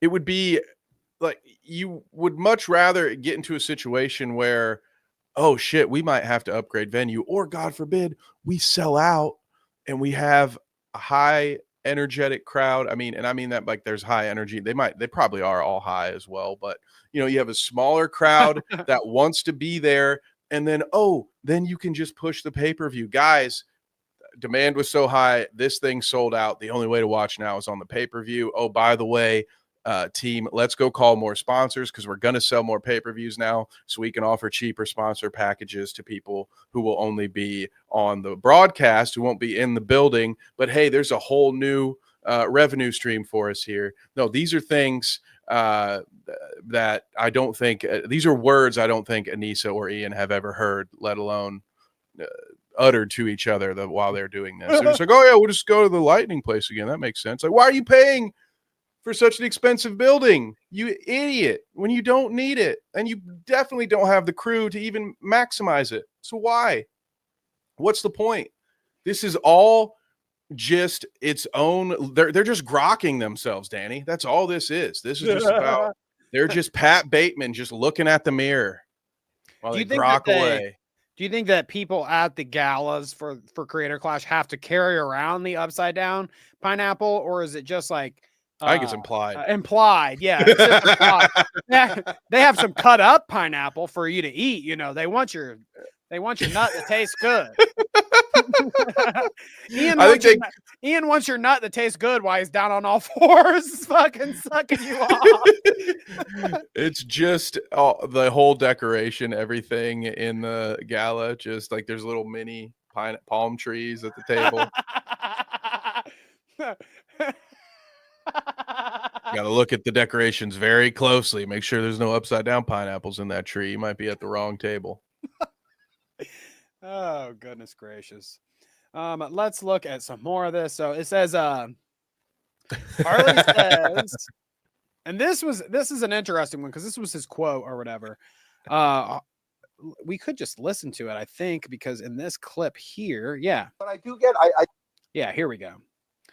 So here is Harley speaking on a little bit of it. Let's listen. But I do get people messaging me that are like, you got to drop up, bro. You're gonna fucking dance monkey for people that hate you, dude. Don't even like, and it ends up getting into this place. And for me, and I don't know about the other fighters, but just for me, like, I'm just kind of like, oh, cool. The fun little charity fundraiser has now been attached to a decades-long bloody holy war in the Middle East. It's whatever. Cool. It's not really like the fun sentiment I had.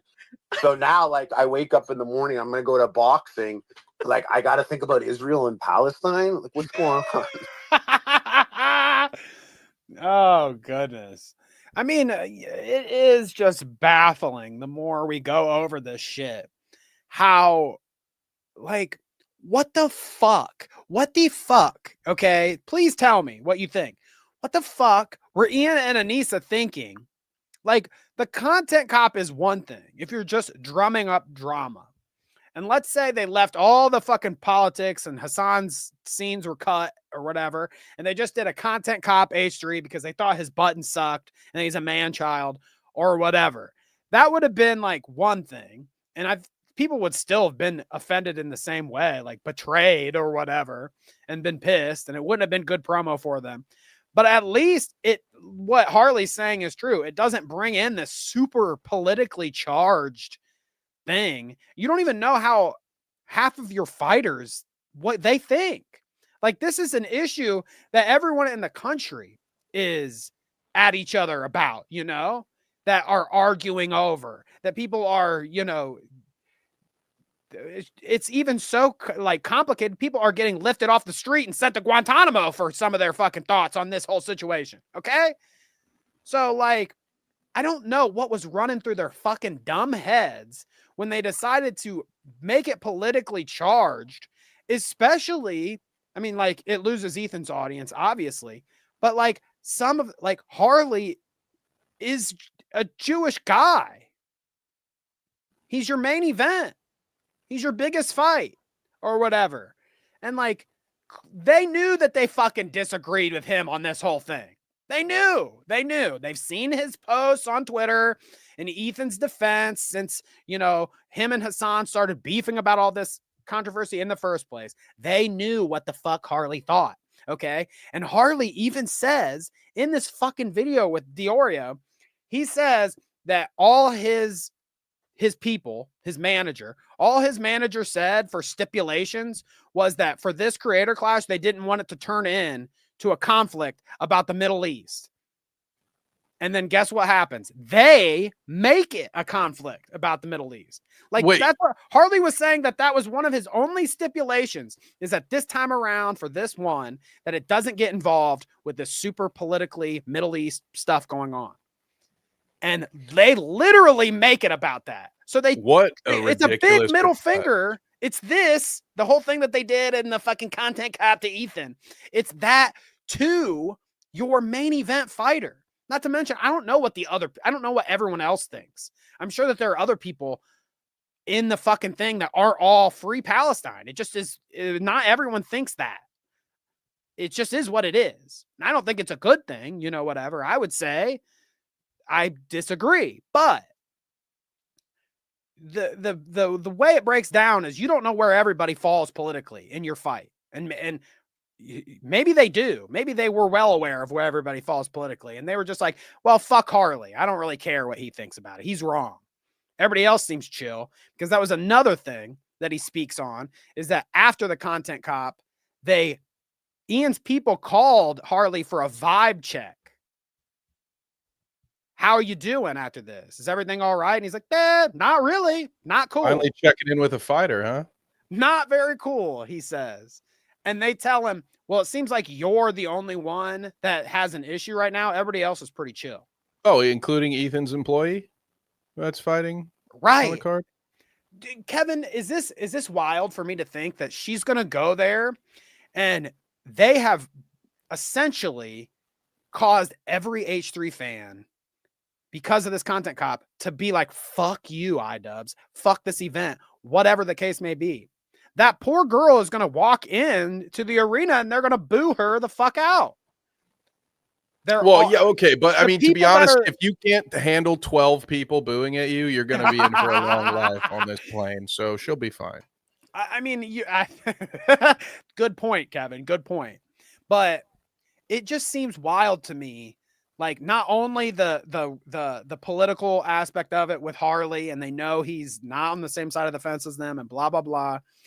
Wild to make it political now with him. But then what you said is also a fucking big thing in all this. Is like, you just beefed with essentially you beefed with one of your fighters. Obviously, they're not telling Lena, fuck you, but it's the third year that an H3 member has been on their fucking thing. There's an H3 person has been in their roster every fucking year. And you're going to beef with H3 when their fighter is the biggest face on your fucking poster. Lena's front and center on their fucking promo and their posters. And you're going to send her out there to get booed. Yeah, there's not, I mean, the whole thing is incredibly stupid. And maybe with the timing, there wouldn't have been a way right now for this creator clash to do any content cop on Ethan that would have gone over well because of the whole CPS thing. But there's a different timeline, or maybe a different event, where if he had just made a content cop about the stop button and had just not talked about any of the rants that were caused by CPS being at his house earlier that day, if it had been aimed away from all of that and you had been able to talk shit about Ethan for 30 minutes, you could have used that to promote the fight. Like, there's a way to do that where then, Ethan, because he doesn't hate you now, and his whole staff, because they're still invested in their coworker and their friend going out and putting on a show, then it could have turned into let's support what's her name, Lena, and she's going to go out there, she's going to beat the shit out of this froggy lady, and we're going to stick it to iDubbbz. We're going to show him this is an H3 fan meetup. And then they could have all made money off that. Instead, not only it's like burning a bridge while you're fucking standing in the middle of it. No, it's your friend has already made it, 10 feet onto the bridge, and then you decide, never mind. Yeah, the fucking match. Gotcha. You're like, wait a minute, did I forget a step? Ian, you wily coyote motherfucker, dude, you stupid idiot. Oh man, dude, it's just every step of the way. Right, and this is fucked up on multiple levels too, Kang. Thank you for reminding me of this. Ian at least sent a text to AB. He didn't have his handlers call him. And I remind you, AB is not the main event, nor he wasn't the main event the first time he fought, and he's damn sure not the event of the fight you're currently promoting. So you reach out to him personally? I think they reached out. I think when they corrected the record that the text was sent to both Lena and AB at the same time. Like they both got the text that said, they got the group text. They did copy and paste text. I guess. Well, it's what you do at work, right? You get tired of sending the same email. Yeah. God, it's just so funny. It's so funny to think about too. It's like he also, not only did he ruin the whole fight for Lena and AB or whatever, like obviously all that, but to twist the knife or whatever you want to say, or to add salt to the wound, he dropped that whole content cop while they were at work. So it's almost like think about you're at a restaurant and you order in, you get your food, and then you dump it all over the fucking table that you're going to sit at. You just shake your food out and dump it there. Then you go up to the people that you just bought the food from. You're like, hey, I just dumped all my food over there. Sorry. And then you leave. I have to go clean it up. Yeah, that's a good point. He could have waited. Again, it was probably intentional. It was probably the idea was we'll release it. Get him while they're live. If he'll live react to it and get more eyes on it, all kinds of stuff, which is a real nasty thing to do. To your friend. If it's like your opponent in some sort of way, a guy you hate online, and you really want to get him. I mean, that's how you get him. And he did that to his former friend instead. Yeah, it's like I would expect Keemstar to do this to Ethan. Right. Not anymore. Now Keemstar's on the, I was about to say Keemstar's on the good side of history, but that was before he started telling some lady on his show that he was going to cream her like a glazed donut. Yeah, it turns out he's on the goon side of history, but nobody's really shocked by that one, are they? Should we get into that then? I mean, obviously this creator clash is an ongoing thing. I'm curious to see how it unfolds, but actually, before we get into anything else, before we get into any Keemstar degeneracy, this last thing I wanted to bring up is actually super fucking funny on this creator clash. A way to button up the creator clash conversation. It's a Harley tweet. He says, Creator Clash 1, I did a doc with Sam Hyde training to box me. The original plan was also to have Hassan box me in the doc. It would have been cute and good content. Sam was down with the concept. Hassan, understandably so, did not want to be involved. I felt like sharing that with you all, okay? So there's a little interesting context. Listen to this clip. Hassan is watching, which, I mean, you can't get more, always be selling that you're watching a podcast that you were on your show. Yeah. Oh, yeah. Hey, everyone, come see how good I look. But let's listen to this. Okay. That's Adam Friedland, and Hassan is on his podcast, and he's reacting to his appearance on the podcast. So here we go. Yeah, you could just hit like I don't know. Can you admit at this point that when Sam Hyde did that video that it was very funny? No. I'm friends with you. That was very funny. So instantly, no. Like, it's been how long since this happened now? You can't come up off of it and just laugh about it now. I get it that he's a fucking freak of nature. It's fucking Sam Hyde, whatever it is. Okay. A lot of people don't like him. But at this point, I don't know. Certain things, it's like, how do you hold a grudge for so long? This is the dumbest thing.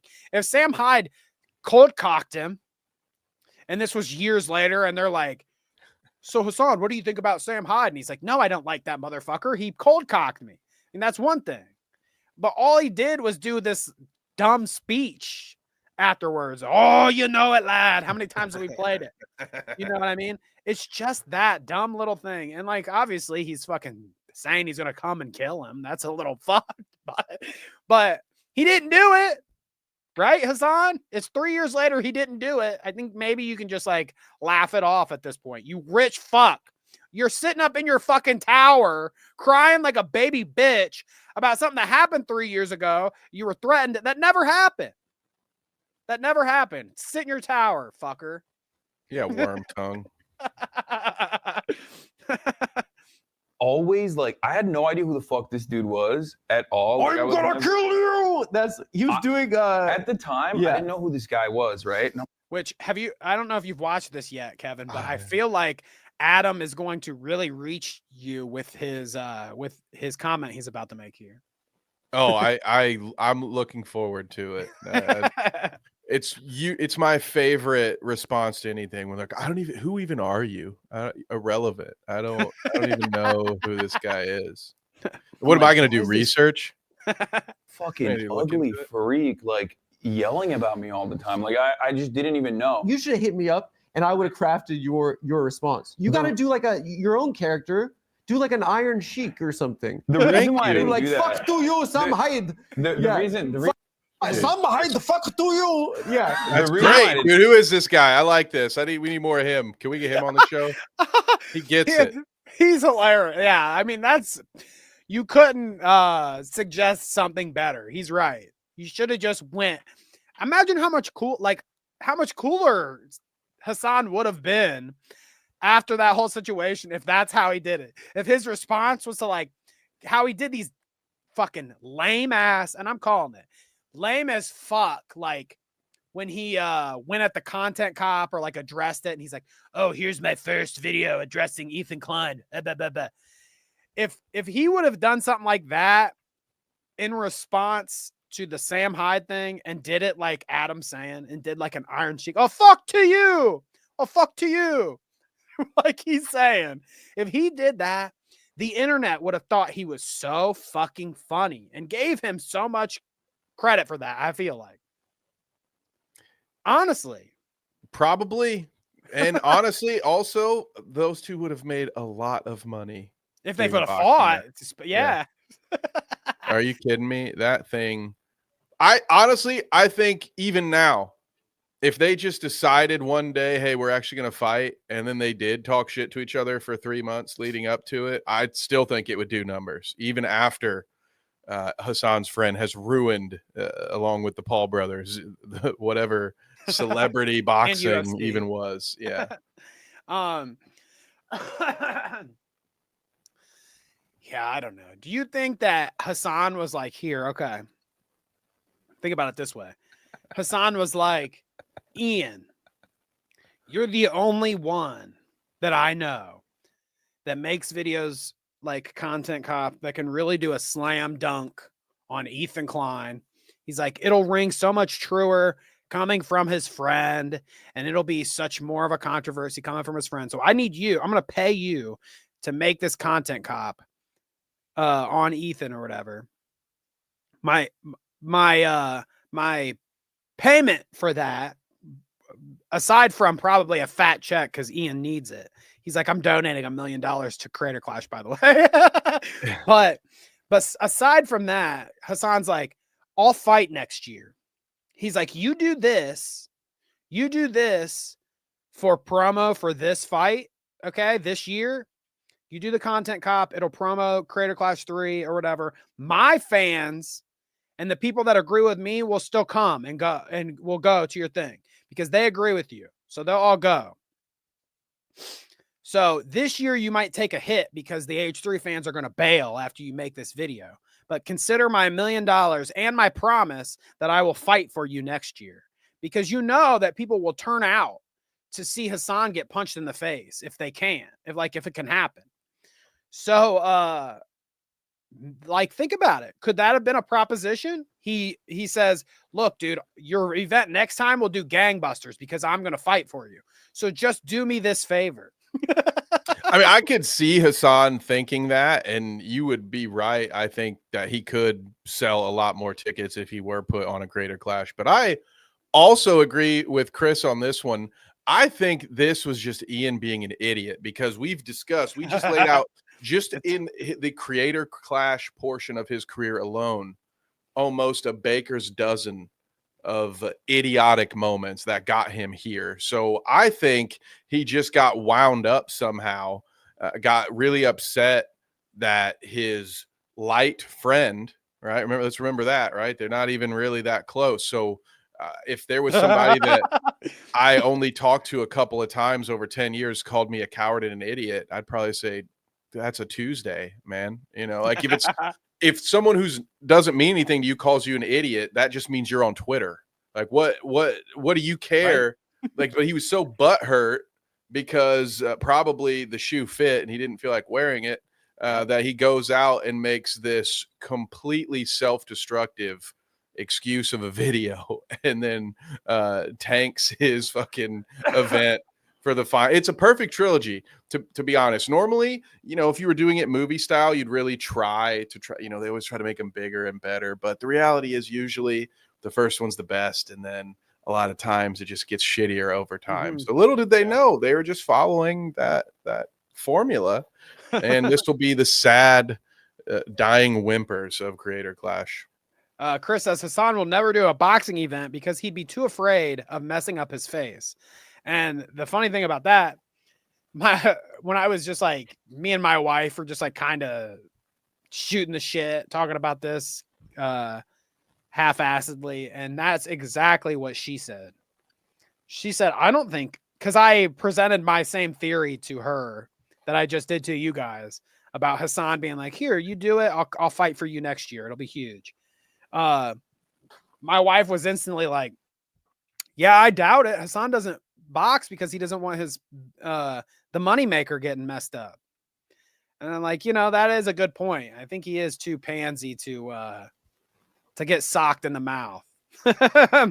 Yeah, I think Hassan wouldn't even fight Dad, even though Dad is older and smaller, just because he's seen some clips of like, oh, hey, this guy throws a couple of punches. I don't think, there is not a chance in hell that Hassan would fight anyone in his own weight class, because most people in Hassan's weight class, Danny, have heads that are proportionate to the rest of the body.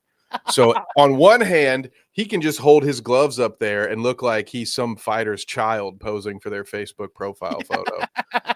But the thing is once one of those real men hits him in the face, it's going to be gone. You know, he's just going to be pow. So I don't know. And I don't think he can cut the weight to get down to 135 where he'd feel more comfortable beating up on somebody. The funny thing about all this too is that like Harley probably could have been, if they could ever secure Hassan, which it seems like they're good friends with Hassan. So it doesn't seem far. I mean, as long as he would be willing to fight, it doesn't seem far-fetched that they could secure him. And like the one guy that they had that would be like a proportionate fighter for them would be Harley. So they already have a fighter that is willing to fight every year for them. You know, that would be a good Hassan fight. But now I highly doubt that Harley is going to agree to do the Israel versus Palestine main event at Creator Clash. Yeah. I mean, that is literally what it would be. Hassan representing Palestine and Harley representing Israel. Like that won't happen. That won't I don't know, happen. Danny. It sounds like a ceasefire to me. Come on. We can settle this all right here, right now. All right. Do it in the ring, Rocky IV style. Walk out with world peace. Oh, dear Lord. So, yeah, I want to hear Hassan cope more on this little clip here that we're watching. That's dumb, bro. Is because I don't fuck with those guys. I'm not saying you have to go to the celebrity boxing event with KSI and like what. I mean, that's what he I'm was just doing. saying- He was on. I think he was literally on the KSI boxing event. So I'm not saying you have to do that, but I'm saying like if you're responding in earnest, that's a L just for the internet. But I didn't respond. Either you don't say anything. Let it finish, dude. Jesus, you Stop coward. character. Yeah, that's why I did where that. you're like, better than these Sanders will fuck your ass. Like, How funny that would be. You're not supposed to push back. You're supposed to fluff my ego up and dust it off and tell me how pretty I am and tell everyone that Sam Hyde's a loser and that he's beneath me and it wasn't worth giving attention. The dude's trying to give you good advice and you won't let him get 4 fucking words out. That's why you're sitting down there in the bottom screen now chewing your fucking fingernail off because you know you look like an idiot. Why would you sit there and watch yourself be an idiot on your own stream? Well, because he can walk away and go take a shit. Well, he can't walk away. He's while it's chubbed playing. right there. He's like, oh, remember when I had shoulders? Oh, God. No, the thing that Adam is not, I think, connecting in his brain is that Hassan is a political streamer, okay? He's the political streamer. He's not a comedian, okay? And Ian even made that point in his video. He was like, Ethan thinks that Hassan is kidding about the America deserved 9/11 take. He's like, he thinks he's joking about that. That's not a joke. Hassan's not a comedian. That's serious. He means that. And he also wouldn't ever come up with something as funny as returning fire against Sam Hyde as the Iron Sheik. He's not funny. He funny looking, maybe. That would have the memes, dude, of a Sam Hyde Hulkamania. God, dude. Versus Hassan. That's the good time. Iron Sheik. Man, dude. We're on the bad timeline, but that was the good timeline where we could have had that. It would have been the 80s just for a little bit again. Just nothing but baby oil and cocaine. So let's before we go through chat and see what everybody said and thank everybody for being here, let's speculate, Kevin. I presented you my theory about the Hassan situation. Do you think Hassan boxes? Period. Maybe he doesn't do it for Creator Clash.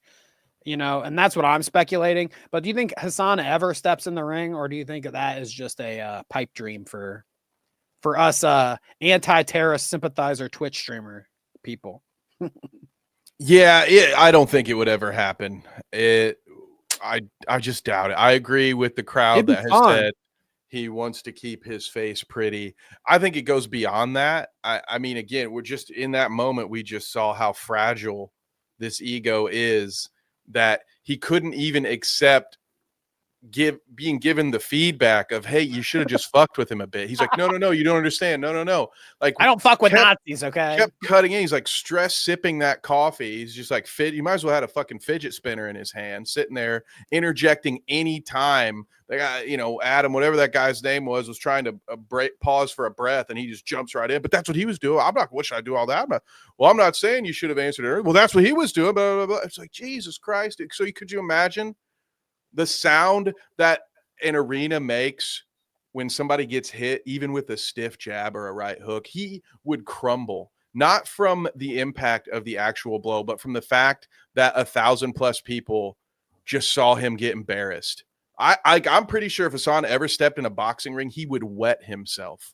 Yeah, the longer he waits to do it, the more he gathers this giant crowd of people that would exclusively turn up to an event like this or watch online to an event like this so that they could laugh at him collectively. Like, I do think you're onto something there, that the ego is too big and the anti-Hassan sentiment just keeps growing, that something like that, like as soon as somebody connected with his face, the whole everyone's fucking shit would freak. Everyone in the crowd's fucking up on their fucking standing up, fucking arms in the air. Ah!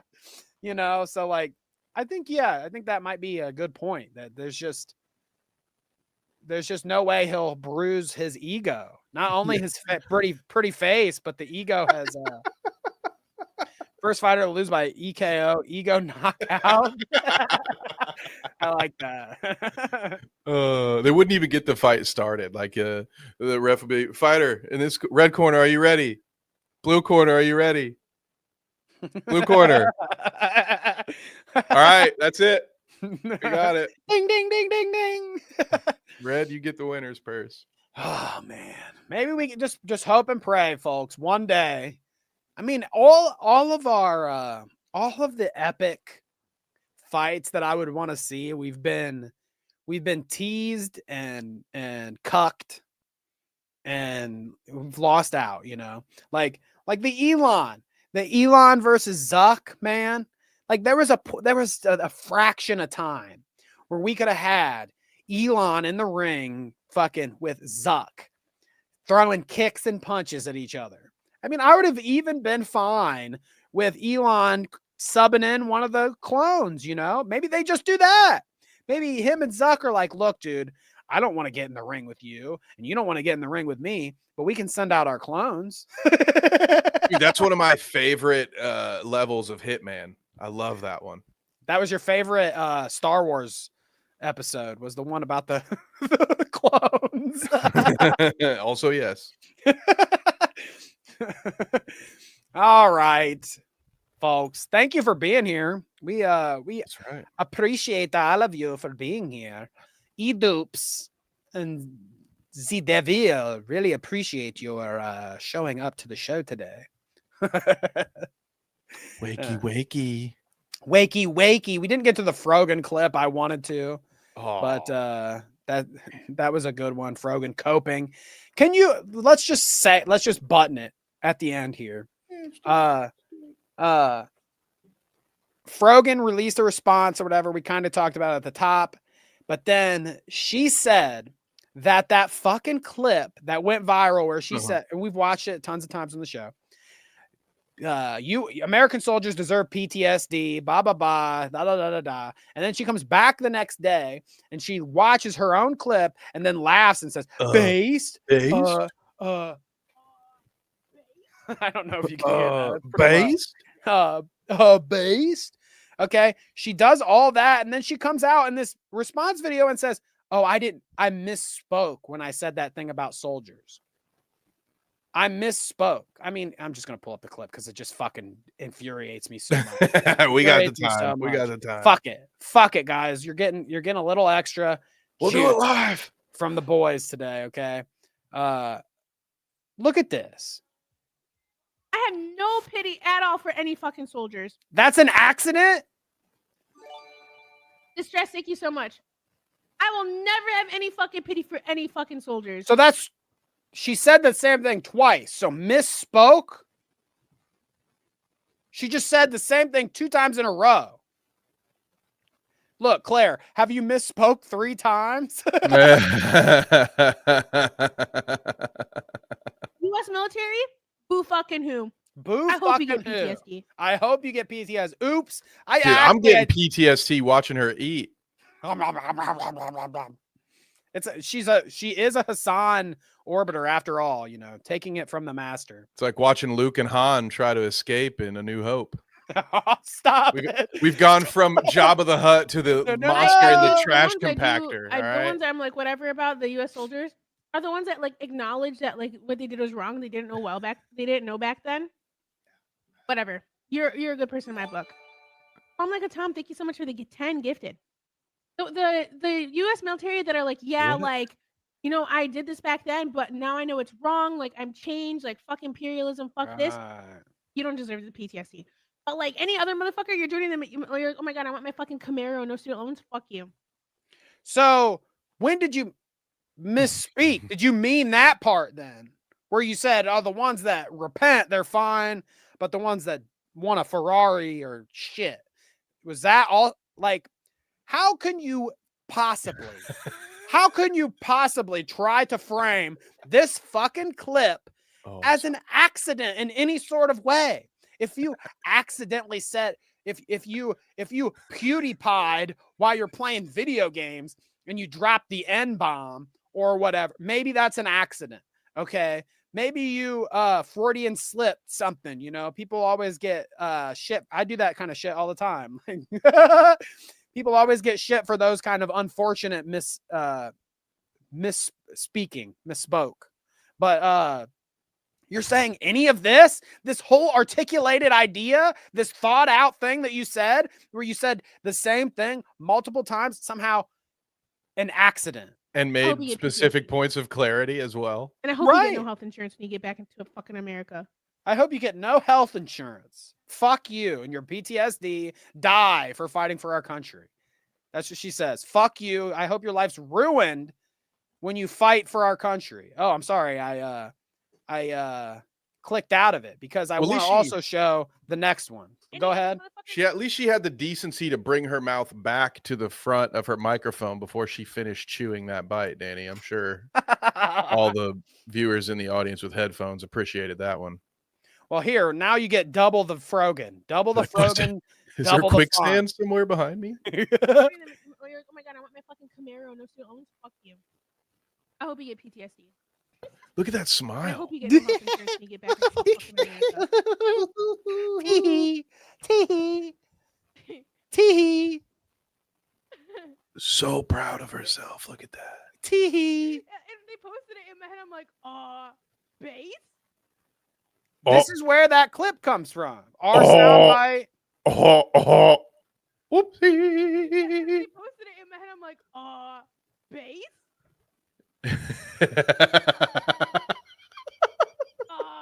Base? Nothing wrong with macros, by the way. So what the fuck are we talking about? I mean, shouts out to Peepaw for this. I saw that. The funny thing is I saw Tectone react to this, and he pulled up Peepaw's tweet here. So I was like, oh, I'll pull up Peepaw's then. That's kind of funny that Tectone has now seen a Peepaw tweet. But I mean, what in the fuck kind of world are we living in where she can live off of, she can thrive off of people hating Ethan Klein so much already on the internet. People just already have a bad taste in their mouth for this motherfucker, that she can say something as evil as what she said and then go on a video that's a response to Ethan Klein and be like, I misspoke. And people are going to take her at her word because they don't like Ethan Klein either. They don't care. Why would they have to research it? Most of them probably saw the fucking clip of Frogan and now are very willing to forget about the clip of Frogan because guess what? She's on the right side of history for me. She doesn't like the fucking Jewish guy that has the podcast where he never shuts up. So, you know, for real though, like she thinks she can get away with just lying, revisionist history, saying something fucking terrible, not owning up to it at all, and lying about saying it. Fuck you, you fucking bitch. I'm so sick of this whole narrative with her where it's like, woe is me. She's a small creator. You can't criticize her. She's a protected class or whatever. She's a protected class. No, she's a minority or whatever. So you can't make fun of her. She's fat, so you can't make fun of her. No, fuck all this. When she says fuck soldiers, a blanket statement about soldiers, besides the ones that she likes, but all the ones that disagree with her, fuck them. This whole fucking lefty, listen, I'm a lefty and I agree with most of this fucking politics, but this whole fucking sentiment of like anyone that disagrees with the way I think about things should die is nuts. I'm so sick of it. And that is essentially what she's saying here. She doesn't say those words, but she says, the people that disagree with me, these soldiers that don't align with me politically, they should come back and have a horrible life with no medical coverage and PTSD and suffer. That's what she says. Which would also then potentially lead to the suffering of others, because then you have them going popping off, doing stuff, mass shootings or whatever the fuck. You have a well-trained individual with severe mental issues and access to firearms. So yeah, she's just a great person overall. Fuck her so much, dude. Really the only word that fits. Fuck her. Based? It would really be, I would be less angry at her if she just fucking owned all of it. If she just said, yeah, that's the way I think. Yeah, I'm a piece I of think shit. anyone Deal with that's a it. Zionist can fuck off. I mean, Hassan will say it. Hassan will say it. He'll say, fuck you. Anyone that disagrees with me can fuck off, whatever. She won't even own the thing. She won't even own the thing. Oh, I didn't say that. I didn't mean that. Whatever. No, you mean it. You mean anyone that disagrees with you should fuck off and have a terrible or die.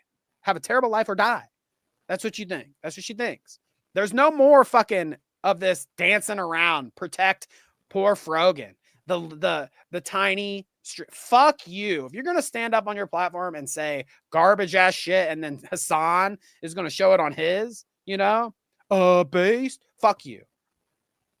The only redeeming quality she has is that her favorite car is also Dwight Schrute's favorite car, I think. Or is this a Pontiac Firebird? I can't remember.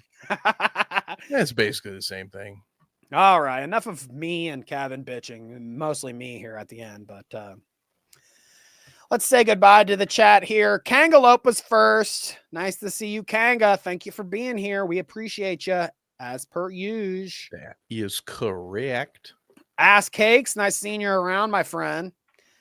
Thank you for being here. Headbug says we're excellent today. Shouts out to Headbug for about the cutest promo anyone has ever done for us.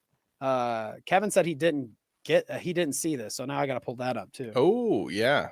The cutest promo anyone's ever done for us. I mean, this is like very dear to my heart. What a beautiful thing you did, Headbug. We appreciate you. This feels like a setup. Is it going to be? No, you're right. I would do something like that, but no. We actually have a very cute promo. This is stolen and used whenever I feel like it now. Sorry. This is my property now. Thank you, Headbug. That is great. We've got, wow, a new mascot. Look at that. Love it. So cute. Advent says, sup nerds. Nice to see you. Egg cakes. I forgot that's what I should have changed it to. Egg cakes at the top. Thank you, Harles. Appreciate you, Harles. Harles always in the chat writing us some fire feedback. We love you, Harles. V-Dub, nice to see you. Thank you for being here. V-Dub's my collaborator in the whole building of these docs half the time and in the chat. So appreciate you, V-Dub. Sleek the Geek. Nice to see you, Sleek. Thank you so much, my friend, for being here. It's always good to see you on a Sunday. Who did I miss? We got Chris was here. Chris, nice to see you, Chris. Thank you for stopping in. We had Bite Size. Somebody was in. Johnny. Bite Size Vikes was in here. Bite Size Vikes. We got Poland Spring. Thank you, executive producer Poland Spring. Badwick Productions was in here. Let's go Clout Route. That's my man. Woo. Nice to see you, Badwick. I'm glad you stopped around. We're gonna have to hook up with Badwick here soon. I would like to do I don't think I could commit to being a Wall Smashers co-host because I just don't think I'm up to the task. I don't think I'm talented enough to be a Wall Smashers co-host. But I would love to do an episode of the Clout Route where we don't even do topics and we just do Clout Route X Wall Smashers and just shoot the shit for a couple hours. That'd be fun. I'd do that. Hash loves hearing about my child abuse. Look, the abuse I received as a child, I don't abuse children. Yeah, good clarification. That's good. Yeah, right. Yeah. Got to make sure I get that out there. You guys know what I'm talking about. I don't know if I missed anybody in here, but we appreciate all of you. Okay. Thank you so much for tuning in, shooting the shit. Danny, he says Danny next co-host for them to fire. Maybe that's what I should do. I should sign up, okay, get on the crew, and then just do such a controversial or terrible episode that they don't invite me back. Ooh, there you go. Just keep What the could I do? rotation going. Do you think they'd fire me for like doing the truffle shuffle? Or what? Would I have to like say a few choice words or whatever, you know, like get them banned off Twitch or something? Drop an Ooh. F slur or something. I mean, those things probably would do it. You know, you could do something like don't plug your mic in and just use the built-in computer mic. And then like instead of actually being on the show, yeah, it's just like you and the missus watching TV in the room and you just left the computer on. So you guys are just like doing commentary throughout the whole show. Right. And then make it the Acolyte. And then I think that should get to him. Here we go. Kevin's already writing the script for our next Lol Cow episode. Lol Cow Clout Route. That's what it's going to be called. Anyways, if you are still here, we appreciate you. This is the very end of the stream. We thank you so much. There's juice this week for all of you, okay? The pineapple kind, okay? The tasty kind. We've got the edited video coming out this week, Wednesday evening. I am predicting, as the editor here, I'm predicting Wednesday evening is when the video will drop. We've got a new banger on our two favorite comedians. You'll have to wait and see who that is. But me and Kevin just recorded on Friday. We've got a good one in the pipeline for you. Aside from that, we will be back next Sunday, right? I don't think we have any scheduling conflicts for next Sunday, at least. One of these Sundays coming up, we're going to switch to a Tuesday like we did this past week. So, you know, prepare yourself for another drunk bunny stream. Maybe I'll get back in the costume. We're going to have a couple of Tuesday streams this summer as they pop up. Your old buddy Kev has some traveling conflicts coming up here this summer on a couple of Sundays, but that just gives us time for some Clout Route After Dark, especially in the UK. Yeah, real After Dark over there. Going live at 3 a.m., baby. So yeah, catch us next week, Sunday, 11 a.m. Eastern, as per usual. Keep your eyes peeled. I still don't get what that means, but keep them peeled for the video dropping this week. And maybe I'll do a short or something. Who knows? The shorts have been, the last two shorts I did have been well received. And now I'm afraid to do another one. Now I have anxiety about it. You guys are not supposed to look at me while I'm doing this, okay? I'm afraid I'm going to fail y'all in the next one, okay? So let's keep those I got to keep those interesting shorts coming, okay? Maybe I'll crank one out for you, all right? Ooh, just crank one out. Phrasing. Okay, enough jerk off talk at the end of the show. Let's get out of here. Thank you everyone for being here. Shouts out. That's not a Nazi salute. That is just a salute. Happy grokking. We will catch you next time. Keep grokking. It's grokking time. Peace. Peace.